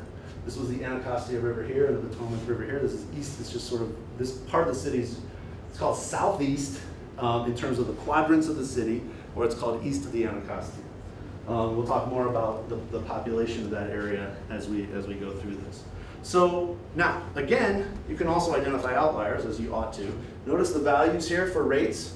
It goes, the first 4 classes, and these are just quintiles, I think, goes up to 6.45. The second one, 6.46 to 3,272 arrests per 1,000 population. Does that mean that every single person who lives in that census tract is getting arrested 3.7 times per year? No, it's an outlier. And in fact, the outlier, you got to know your space, right? You got to know your study area. Is this census tract here? You guys know what this sort of, this thing that looks like an arm or a thumbs up thing, this whole thing there, you know what that is? Where nobody lives. This is, well, I don't know, Washington DC. Well, there aren't many people live there. 4 people live there.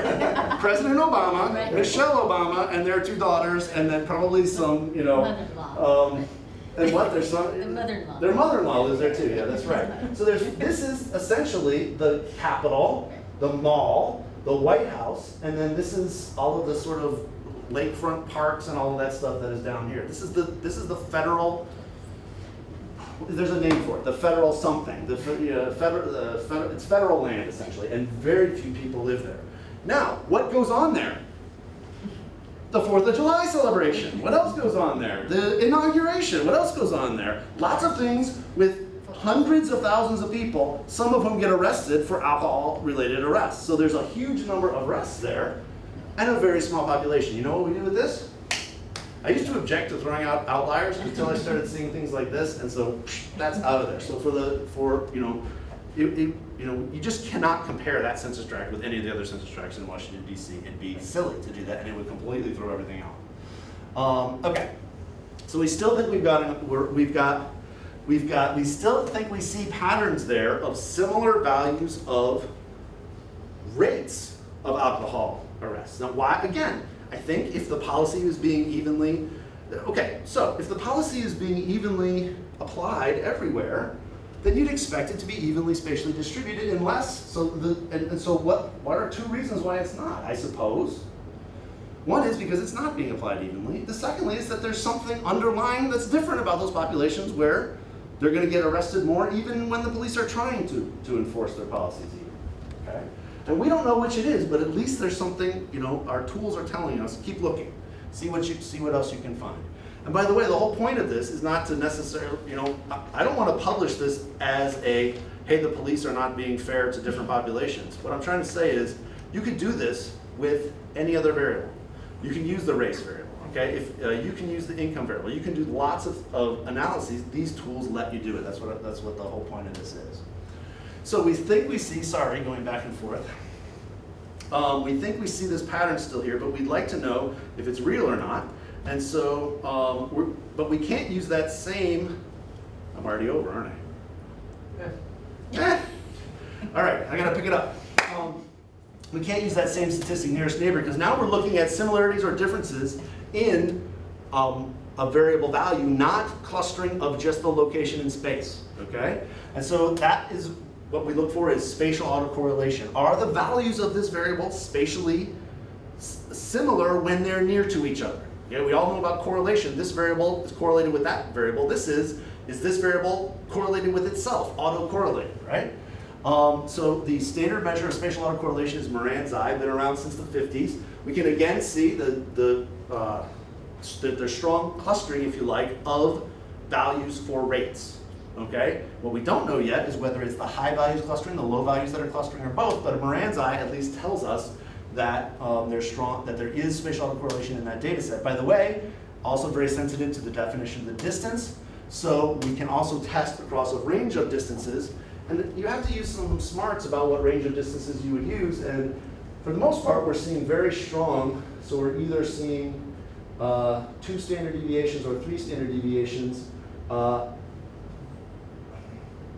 the mean, so we are rather above the expected value for the Moran's I statistic, blah, blah, blah. But essentially, yes, we're seeing clustering. We're not diving and getting negative values, negative z values at all, okay? Now, I think these values don't even really matter because we're talking about 4 kilometers here. We're getting close to 4 kilometers, which is essentially testing most of Washington, D.C. So these are the values that really matter. And by the way, those are the strongest, show the strongest spatial autocorrelation, positive spatial autocorrelation. Okay, great. You see that there's clustering of those values. Which ones are clustering? Is it the high values, the low values, or both? And there's another statistic called the Geddes-Ord high-low clustering statistic. It is sometimes referred to as a hotspot analysis, which you don't like to use because people misuse the term hotspot. There's all sorts of other techniques, kernel density estimation, and all kinds of stuff that people use to generate hotspots, and they don't often mean very much. This one I'm going to jump ahead to. There's a local version of it. The Moran's I we talked about was there's actually a local Moran too, but was a global statistic. Is there spatial autocorrelation or not in this data set? In this case, we can look and see whether there is, whether certain values, which values contribute to clustering of high or clustering of low. And so we actually get to map them. And we see that it's not too surprising because this is what we thought we saw in this, just visually in the spatial analysis, that there is a hotspot, if you like, of high arrest rate values, again, not including the federal district there, in this central city area. There is a bit of a patchwork of high values east of the Anacostia, and then there is a significant cold spot for arrest rates here and up in Northeast as well. So, okay, great. Now you've localized where there are differences in terms of this rate, statistically significant differences in terms of this rate. We'd like to move to say, the whole point of this is not to say, I have found clusters, period. The point is to say, I have found clusters. Why are there clusters of these values there?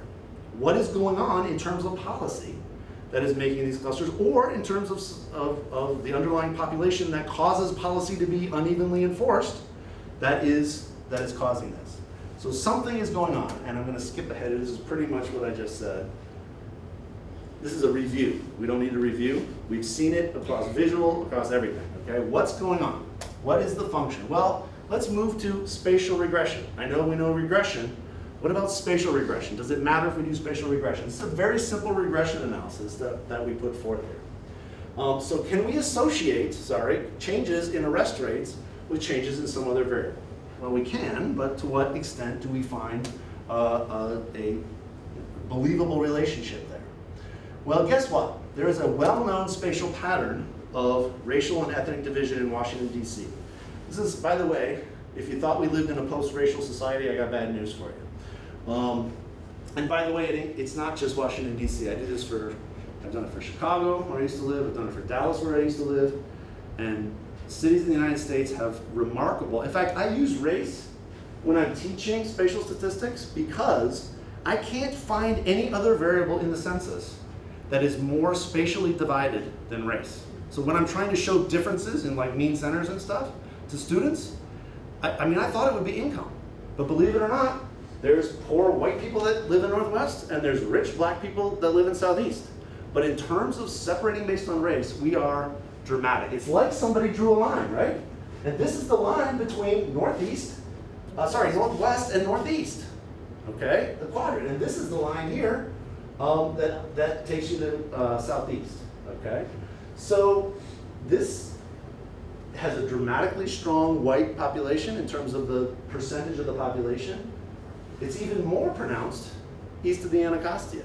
There are very, very few white people or Hispanic people that live east of the Anacostia. This is a black neighborhood. Now this is Capitol Hill. And 10 years ago, this was much more black. It has been gentrifying, if you know Washington, D.C. at all. And you do have mixing in Northeast. This is more diverse in Northeast than any other part of the city. So we know this. And by the way, this did not just happen, even 20 years ago. This is a pattern that has existed for a very long time. So if we want to, do we think race has something to do with this? Could race have something to do with this? By the way, pick your favorite variable. You don't have to use race if you don't want to, but the tools allow us to do that. Now, why would we want to bother with geographically weighted regression? Just sounds like something a geographer is trying to push versus regular OLS regression. Well, I'm going to try to show you why.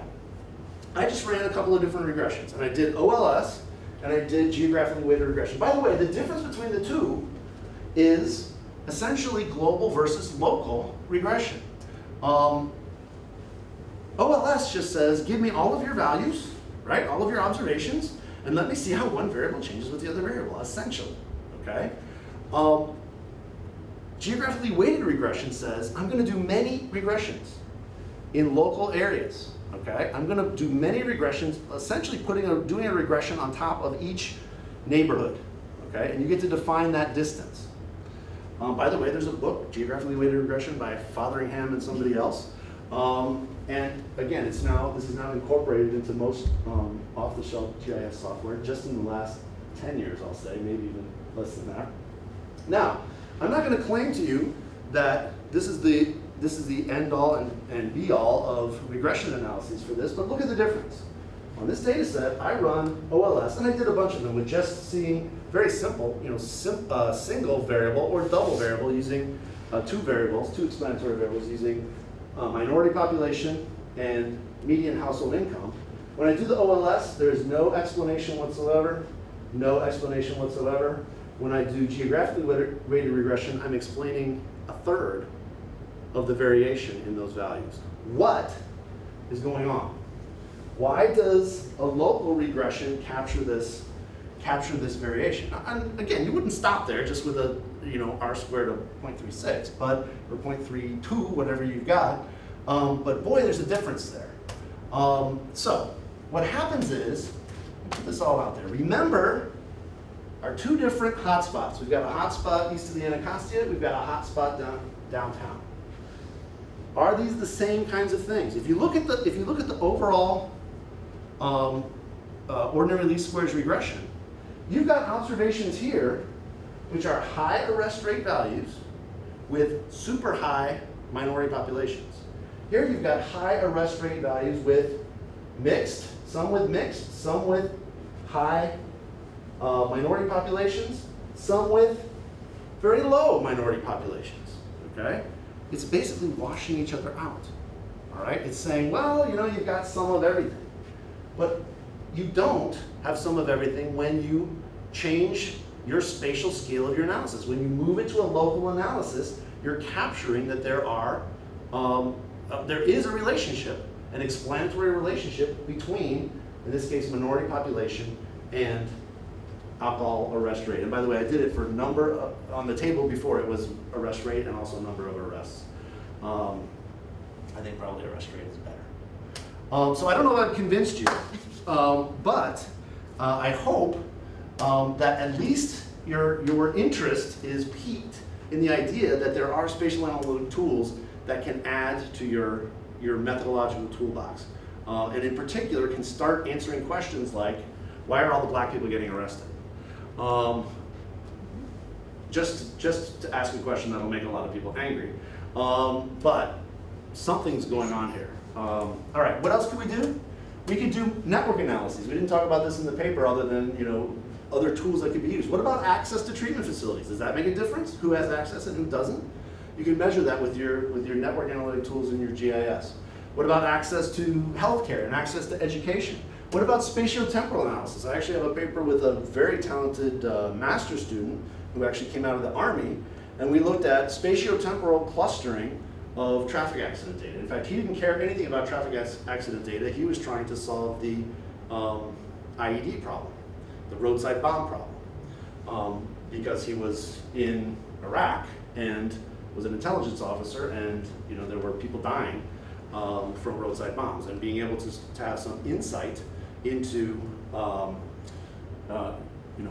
those patterns, he thought would be a valuable contribution. So spatiotemporal analysis and more, and there are new developments in spatial analysis all the time. You didn't want a chance to talk, did you? I know, that's okay. You did a good job. I knew you were You're going to take all the questions, right? Exactly. Questions for Lisa? All Any right. questions for Lisa? Thank you. Yeah, go ahead. Question, and I should know this because I'm actually from the area. But Okay. with jumping sort of to the race issue, what about the fact that like that's National Stadium, you get a lot of, or the colleges, how does that work in the population? Because you get a lot of people who are just there visiting, and I have to assume that there's a lot of alcohol, and there might be arrests around the different stadiums or the colleges. How does that factor into looking at hotspots? Well, I mean, I think it factors in the same way that the federal district factors in. If you know something special, and of course this is true of anybody's statistical analysis, whether it's spatial or not, if you know that there's something special about that observation, you're going to have to make a decision whether to include it or not. I didn't see those things jumping out at me the way that I saw the federal district jumping out, but I think you're right. And it's 2012 data too, so I don't know if I know there's some more and more recent, condos and newer sort of wealthier individuals who live in the last couple of years. They may have been in the last 5 years. Yeah, I don't know enough about it. I just know that I would imagine if I know there's a lot of drinking around in that stadium Sure, or different sure. colleges. Yeah. And so that was just something that I was thinking about was looking there. And there may be, that would be an interesting sort of policy question too, because, there may be no arrests there, maybe lower. I mean, something specific to look at, because in terms of tourism money, and they're just there, for short periods of time, and those kinds of Right, things. and they wouldn't show up in the population. Exactly, Right. exactly,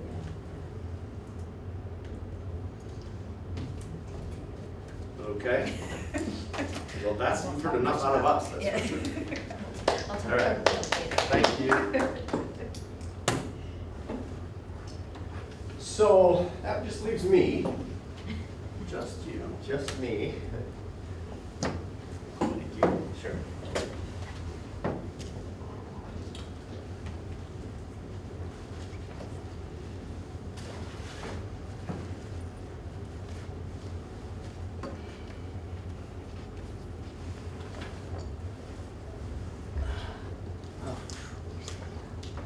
I said too much as usual. Oh, yes. Look at that. I just announced I said too much. Hear ye, I'm wordy. You didn't say these words.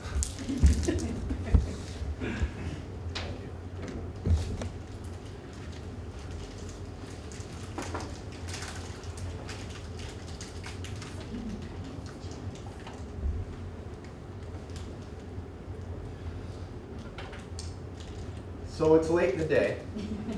I'm going to try to factor that in here. We've talked about a lot of stuff today, and there's stuff in here that's already been said. And so I'm going to skip over a few slides here and there so that we don't need to be here too long.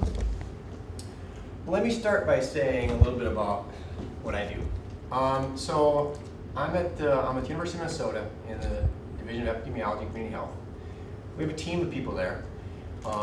Tracy Toomey, Tobin Nelson, myself, Rhonda Jones-Wood, Alex Wagoner used to be there.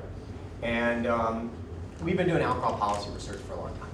And what I like about our program is that we kind of have this core area where we work mostly on alcohol prevention / policy, environmental approaches to alcohol prevention, and then each one of us kind of has our own little area of expertise, and we all kind of play off that. And I'm the finger quote methodologist guy who's part of the group. So so I got into doing alcohol policy stuff more from the methods. And one of the things that came up early on when we started doing this, one of the questions I had was, how are we going to measure the alcohol policies? And so, as you all know, a lot of times when we would evaluate a policy, it would basically be, look, we've got these communities all have a policy and these communities don't, and we're going to see if they're different on some outcome. And it was that kind of dichotomous present, not present. And there's been a lot of research that's done that, and it's good research. There's nothing wrong with it. But I kind of came into it at the point where a lot of that research had now been done, and so we're kind of thinking, well, what's left? What can we dig into? And I had kind of a methods background. And so we really wanted to try to go beyond just like, if you have this policy, does it cut down on crime? Does it give you better health outcomes? And we wanted to get in and start looking at kind of policy variability, within policy variability. What about a community who has this policy and it's a really strong version of the policy and another community that has the weak version? And we all know that that is how the real world works. And any of us who studies policy know that they vary a lot once you start digging in and start reading the stuff and seeing what's going on. So that was the first thing that kind of was the impetus for the project, which was the foundation for this paper that I contributed to this issue. And then the second thing was, we looked at policies in isolation. You know, we always would say, well, let's just see what the minimum legal drinking age does. So we would get a bunch of countries that have different minimum legal drinking age, and we'd say, oh, look, there's, or we'd look at taxes, and we'd look to see taxes vary across all these different jurisdictions, and we'd see. So again, we took that kind of reductionist approach, which is nothing wrong with it, to try to isolate what's going on with individual policies. And again, that's just not the real world. The real world is we have a policy environment, a community. We as individuals live in a community that has a policy environment.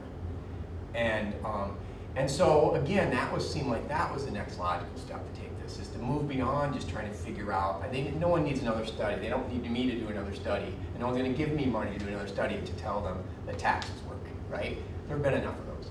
But maybe there's an interplay between taxes and some other policy, and maybe, so again, it's kind of getting, and you kind of said it too, part of this approach is really getting to figure out what really does work, and can we take this knowledge and feed it back into the system and kind of learn from it. So those are really the two main drivers of this project that our team started.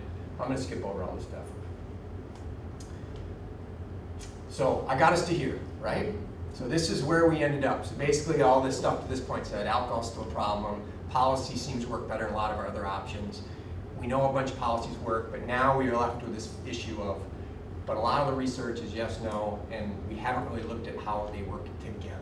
So we wrote a grant and got it funded a few years back, and the whole point of it was to try to say, using data from the Alcohol Policy Information System, which has tracked a lot of alcohol policies at the state level in the US since the late 90s through today. The idea was, can we treat that as a data mine and get in there and start looking for patterns of policies? And also, because that database would not only just say, these are the states that have a keg registration policy, and these are the states that don't. It provided data on what components of each keg registration. So some states have a keg registration policy where they require deposits on the keg, some don't. And they would tell us how much it is. So it provided this rich database for us to start trying to dig in. And so that's what we did. And so again, we had these aims. We were gonna actually try to get in and get the strength of the thing. Not just say these states have a keg reg policy, but say these 10 states have a strong keg reg policy. These 8 states have a moderate keg reg policy. These 20 states have a weak one, and these 10 states have none. That's what we wanted to do. That was aim 1. Then we wanted to try to combine all those and try to start thinking about measuring the environment. Not just treat it as one policy at a time, but start thinking about these 10 states are high policy, strong policy states. These 20 states are medium policy, that kind of idea. And then obviously we wanted to try to relate that to some outcomes.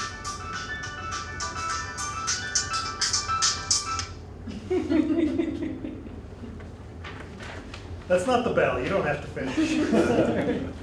That's my sign to leave, right? So this was that conceptual model, that kind of simplified model that drove our project. This is the part that I'm going to talk about today, because this is the part that really is what we ended up calling this thing. So, develop a strength measure. So we sat down, sat around the table, and we said, how are we going to do this? How are we going to come up and rate these different policies and be able to assign strength ratings to them? We knew that there were going to be a bunch of advantages if we could do that. One, it was going to give us a lot more variability and be conceptually risk. The downside was there's no natural algorithm that existed. A couple of people have done stuff that's been leading us to this way. Even though we had this great APIS database, there was still going to be more legal research that was going to have to be done, so we had to bring that part in. And then what we were going to do with that, how we're going to feed that back into, because again, the community people we work with, what do they want to hear? They want me to tell them, keg registration, that's a good policy. You should pass it. That's what they want to hear. They don't want me to say, keg reg's okay, especially if it has this, this, and this component, and then they have to take that back and try to work that through. So there is kind of a complexity there. So how do we do the strength measure? The first thing we did was we felt like we had to really get to know every one of the policies that we were going to do. Now luckily, we've been doing this for a while, and we have this pretty diverse team, and so we had a pretty good sense of what all of them were. APIS was a great resource, so we can really kind of understand what each policy was. We had a legal researcher on our team. Second, what is going to differentiate a strong policy from a weak policy? We had to sit down and really think through, well, is there a theory that guides this? What is it that makes policy strong? And we kind of landed, after a lot of conversation, with these three major components, and a couple more. One, reach. Some policies, they just don't, like in the state of Wisconsin, if you're less than 21, you can drink in a bar with your spouse if your spouse is 21 or older and they give permission. Okay, that's great. But how many people does that really affect? It doesn't affect anybody, right? So it doesn't have much of a reach. Second, some policies are great, and I'm sure that they're super effective, but at the end of the day, they're not enforceable. And we all know that that's the death knell policy, right? If you can't enforce it, or either because people don't want to enforce it, or it's just not enforceable, it's probably not going to be effective. And third, does it actually have teeth? What is it actually going to do? Is it actually going to change behavior? Going back now to kind of deterrence theory and all that kind of stuff. Is it really going to have anything, or is it just kind of something that's on the books? So those were kind of the three guiding things that we wanted to consider as we rated each one of these policies. And so then we took that and we went through each of, and I think we picked 19 policies from the APIS system. There's probably 30 policies in the APIS system, but some of them seem just kind of off the beaten path enough. Treatment-oriented, insurance, things like that, we just didn't get into some of those. Some didn't have any variability. Every state in the United States currently has 0.08 per se, so obviously there's no way we can really get into that. So we took this and we went through every policy one at a time. I'm going to show you two, just to kind of highlight kind of what it looks like and show kind of how it changed for each one. This is what the APIS system looks like. And here's a screenshot of Sunday sales. So off-premise, bans on off-premise sales on Sunday. So it shows me every state that has some type of ban. We did them all for just one point in time, January 2009. Is there a local option, and do they allow 3.2 beer? Those were the two exceptions that APIS could find in off-premise. So in Minnesota, where I'm from, you can't buy wine and spirits on Sunday in a liquor store. All the liquor stores are closed, but you can go to a gas station or a grocery store, but you can only buy 3.2 beer, low alcohol beer. And then they gave us legal citations. So first thing we did, we had to get in and understand that policy. So again, we all know what the Sunday sales are. We only did off-premise. There's no on-premise bans as of January 2009. The only two options that seem to be exceptions were this local option. And again, I didn't explain the local option. That just says, a state says, no Sunday sales, but oh yes, any community wants can allow it, if they pass an ordinance. That's what the local option is. So it's a softening of that law, just like the 3.2 is a softening of that law. Main thing when we talked about rationale was a reach. Is this affecting the availability of alcohol or not? And again, if we water this down, is it going to actually not make alcohol less available because anybody can do it? Or if we actually don't let Sunday sales, does it? So that was our main consideration. We looked at it, we found 3 levels. There are 34 states as of January 1, 2009 that had no ban on off-premise Sunday sales. So clearly they're in the least restrictive category. They have no bans whatsoever on Sunday. There were 3 states of the 50 that had absolute off-premise bans. You cannot sell any alcohol whatsoever off-premise on Sundays. Not 3.2, local option, etc. And then we had 13 states, and this is what often happens when we do this, they just get kind of thrown in the middle, right? They're like the other category. They have some type of exception. And again, for Sunday sales, it was that like Minnesota, where they let you buy 3.2 beer, or they let communities in your state exercise their local option. And so there were 13 states that did that. So at the end of the day, we went into this, right? We didn't like the dichotomous policy, no policy. We went through a lot of work, a lot of conversation, a lot of that, and we ended up with a 3-level, right? So I don't know, is it better? Maybe a little better. We basically said, instead of thinking of the 34 states versus the 16, we could add maybe a little bit more variability in there that might matter. We can obviously map all these, so we know all the states that are, so you can see good old Minnesota where I'm from is part of that some prohibition category. You can find your state where it is. Connecticut has complete prohibition on Sundays? Is that little state up there on the right? I'm from over here. Connecticut, Indiana, and Georgia. What an odd collection of Yeah. states. I was expecting them all to be across the sun. Me too, yeah, Yep. that is very, I mean, it used to be in Texas, I think. Yeah. Another example I want to show you quick, a more complicated example, keg reg. So keg reg says that this has been a popular policy going back maybe 10 years ago, where they said people were concerned that kegs were a source of alcohol for minors. Once one minor gets a hold of a keg, they can get 50 kids drunk. So we're concerned about availability issues. And so people said we need to start, when someone buys a keg, we're going to write down their information so that we know where all the kegs are going.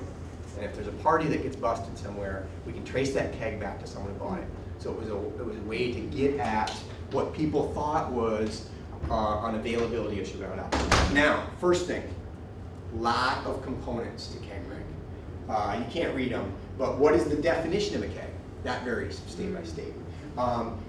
Is it a penalty to have an unlabeled keg? Yeah, you make me register them, and every keg now has a little sticker with its number on it. Well, what's a smart 18-year-old kid gonna do? I'm gonna rip that sticker off. So is that illegal or not? Because if it's not illegal, then that's not there's not much teeth to that law, is there? What's the maximum fine or penalty? Do you have to write down the name and address of the person buying it? Some states would require this, but they wouldn't record the name and address of the person buying it. So again, there was no opportunity for enforceability.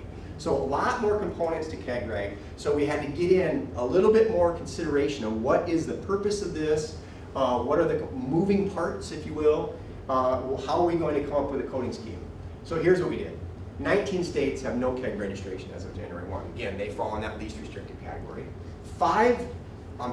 One state, does anybody want to guess the one state that does not allow kegs? Utah. Oh, yeah.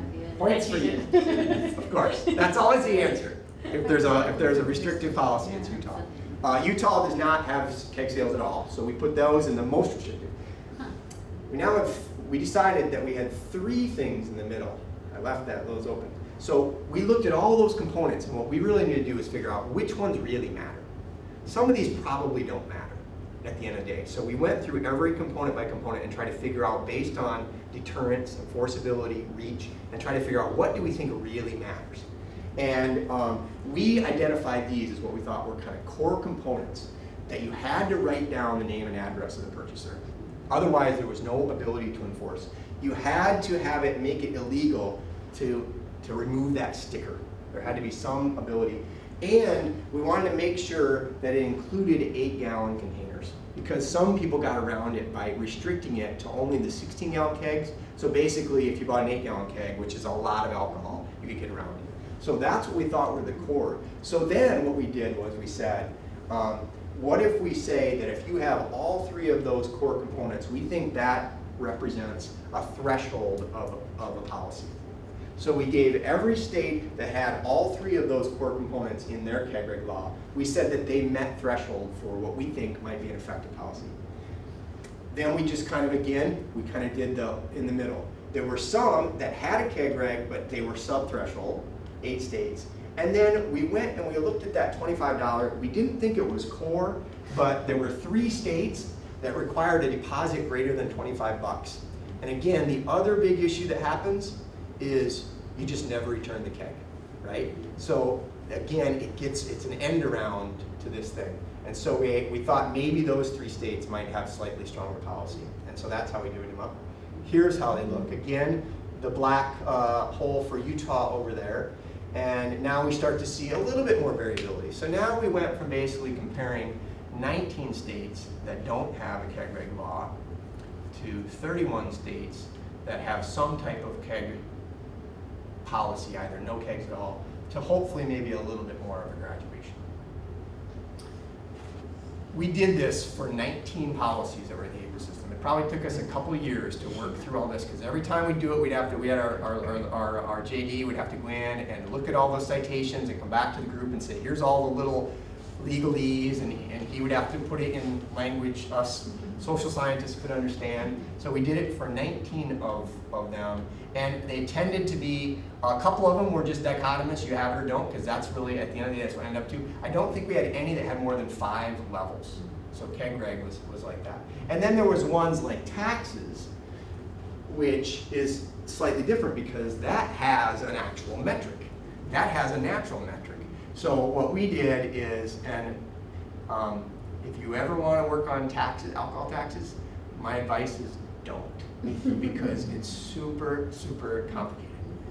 I can't believe how complicated it is, because if you're a controlled state, it's different than if you're a private state, and you have beer, you have wine, you have spirits, everyone's different. We ended up using beer taxes, they're super correlated with the others, and we used an algorithm that the APIS people and a colleague of ours had developed, where we basically came up with taxes on a certain amount of ethanol. But it was much more complicated than I thought it would be.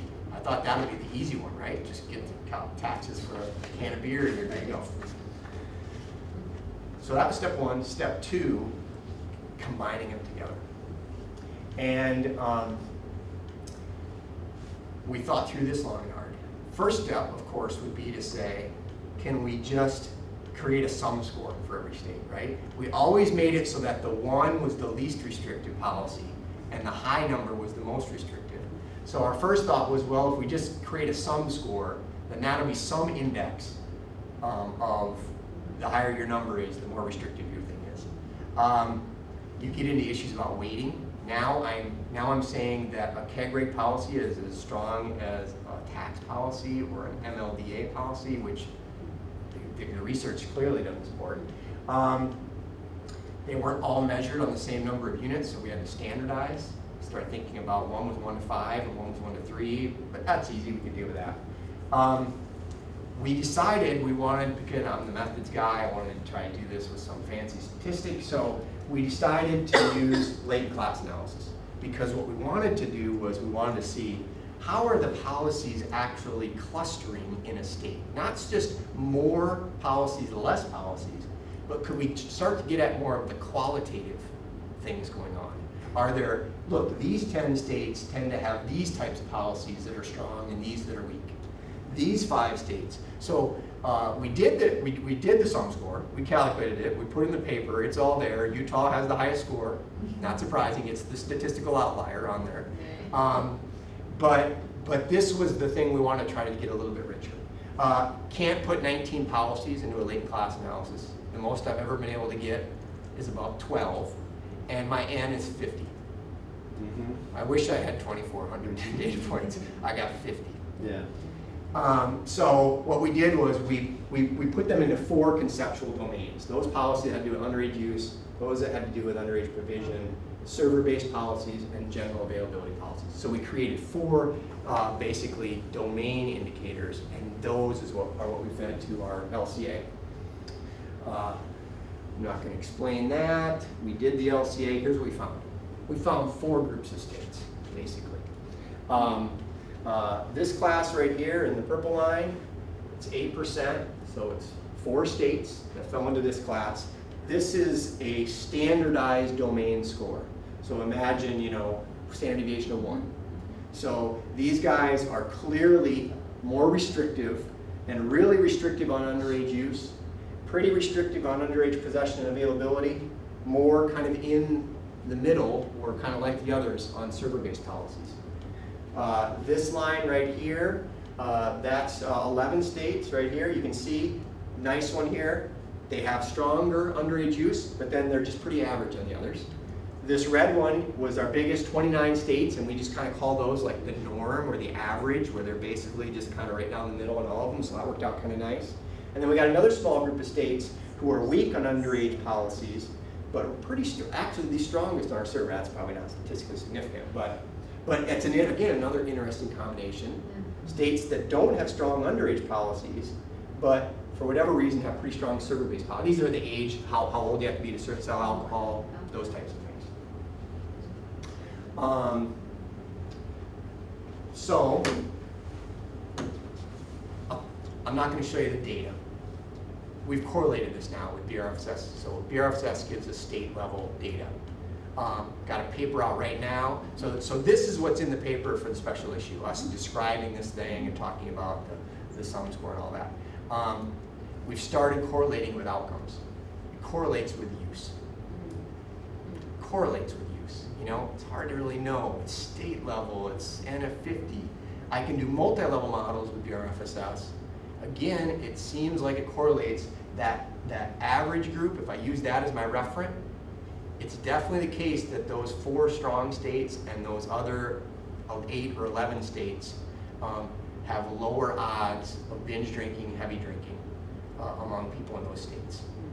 And then I can control for, sex, age, race, religiosity of the state. That was a state level correlate, population of the state.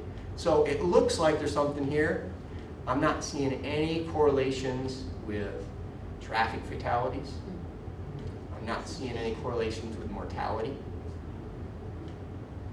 But maybe I wouldn't with mortality, not sure. So it looks like there's I think there's something here, that there's a relationship with policy and some general use. Not sure beyond that what we're going to see with one snapshot in time. Again, reliability issues. We've had independent people code these to try and figure out would they code them the same way. We played around with that. We did a couple different years to see if we can do validity checks, and if the model holds up in different years. We did it both at the individual policy coding level, as well as the strength codings, as well as the LCAs. So far, it looks like everything seems like it holds up okay. The next big thing is what we really want to do here, and the reason we ended up going to LCA in some ways, was LCA allows us to go to LTA, which is, will there be a state that changes their policy and goes from being one of those red flat states to being in one of the yellow states. And then, once I have that, I can then try to see if that correlates with changes. That would give me a lot more power to try to start thinking out directionality. Right now, it's all cross-sectional and all those issues. That's kind of where we're headed next with. Again, all the kind of limitations I've kind of talked about throughout. So what do we think we figured out so far?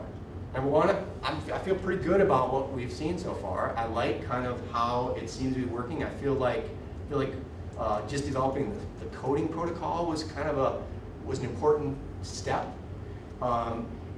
It seems like we're able to apply it pretty well, and that when we do it, kind of different people do it, it seems like maybe there's reliability, maybe there's validity, all that kind of stuff. The LCA stuff is pretty interesting. I think it's first steps. So like I think about like the LCA, it's totally exploratory. I didn't tell it what to look for. It just found these 4 groups. I could have picked the 3-class model, and it looked pretty good too.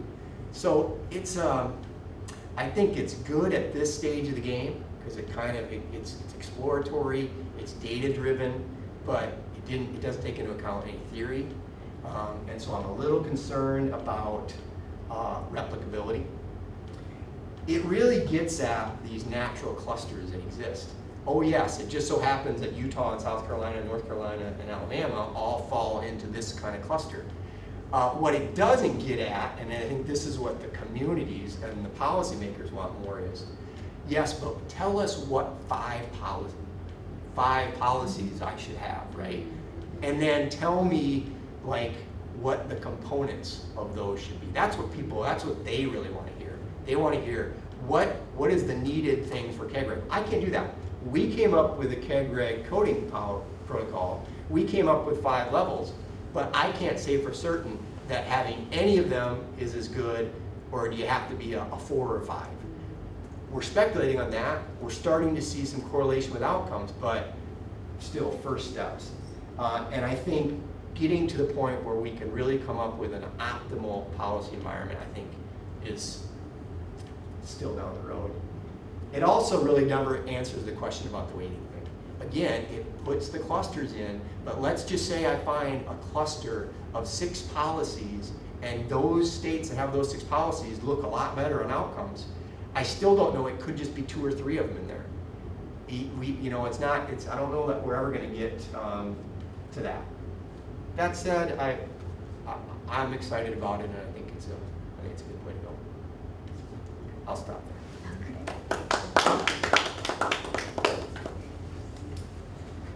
Yeah. You briefly mentioned this earlier, and I know where you're going with this, but what about enforcement? Yep. So in the grant, we had the 4 aims, and 1 and 2 were really about getting these measures, the strengths, and then the LCAs. 3 is about enforcement, and 4th is about bringing outcomes. We did a national survey of law enforcement. We surveyed 1,100 law enforcement agencies in the U.S. And we did every highway patrol in all 50 states. And we did every ABC in all the states that had one. And we asked them a long survey about all the stuff you do. We have a string of papers that are a couple already out, a couple in the queue, where we basically summarize what are law enforcement doing right now. So like there's a paper about what's going on right now in the U.S. around DUI enforcement. What's going on around underage compliance checks, those types of things. What we really wanted to do, and we can go back to that conceptual model, what we argued in the grant is that enforcement was a gap in the literature. And I know now why it's a gap, and that is because it's a real pain in the butt to do. Yeah. So we did a lot of work to try to come up with can I come up with a measure of enforcement? Now remember, this is all state level. So I went into Minnesota and I got 30 agencies in Minnesota to fill out my survey, and I got the ABC and the Highway Patrol. But that's, a pretty small sample of agencies, and that assumes that I can just somehow infer from what a random sample of 30 agencies in Minnesota are doing. Is there even such a thing as state level enforcement? So we're grappling with that right now. I can tell you that, so what would I say is the take-home message from what we've learned so far? There are some agencies that are doing a lot around enforcement. Tends to be more compliance checks and DUI, adult provision, and social provision, some of those things. Generally, there's not that much being done. We think we have come up with a state level measure of enforcement. I've included it in a paper that we're just now getting out the door. Didn't see a big effect. So what our argument was, and the reason we put in all these arrows and some dotted and some not, is because we don't know what the role of enforcement is. Is it the case that it's just a moderator in here? Is it actually going to affect the relationship between the policy environment and the problems? That's what we'd all like to think, right? is that if I take two states that are both high policy states, and one is high enforcement, one is low enforcement, the high enforcement state's gonna do better. So I think we'd like to think that it's a moderator.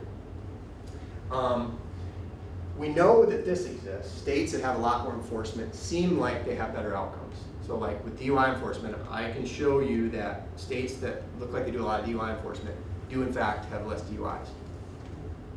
Endogeneity issues there, you know, that more enforcement happens where there's more problems. There's a lot of issues. So I would say right now, I think it has always been a gap in our knowledge. I think it's still a gap. I think we tried to bring it in. Again, I would say it was naivete on my part, thinking that I can figure this out. I think I've heard people in your shop, for instance, say that just like we have an APIS database that tracks all state level policies, we need to have a database that tracks enforcement. Whether it's, you know, we have that to some degree, like we have, you know, we collect crime statistics, like the UCR stuff, but what we don't track is what's really happening. The STOP Act does it a little bit. Just a little bit, right? Little bit. But only in certain topics. We try to do it a little bit. NABCA has tried to do it a little bit. So there's a bunch of us that are trying to do it. Jim Fell has done it with some stuff. But I think there's still work to be done there.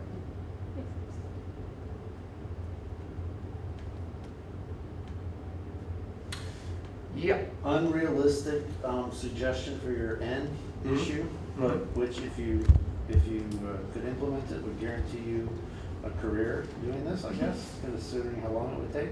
There's 3,000 counties, right? Yep.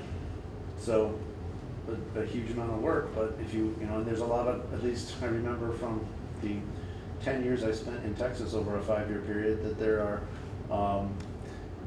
you know, county-based. Oh, dry county in Texas. Yeah. Texas would be There great. isn't a data, APIS only looks at state level. I know, that's what I'm saying. Yeah, Get so- somebody to fund you to do 3,000 counties, or just to do Texas. Let me throw out one thing that we've been tossing around, and it's like this is like the what I think might be the next doable thing.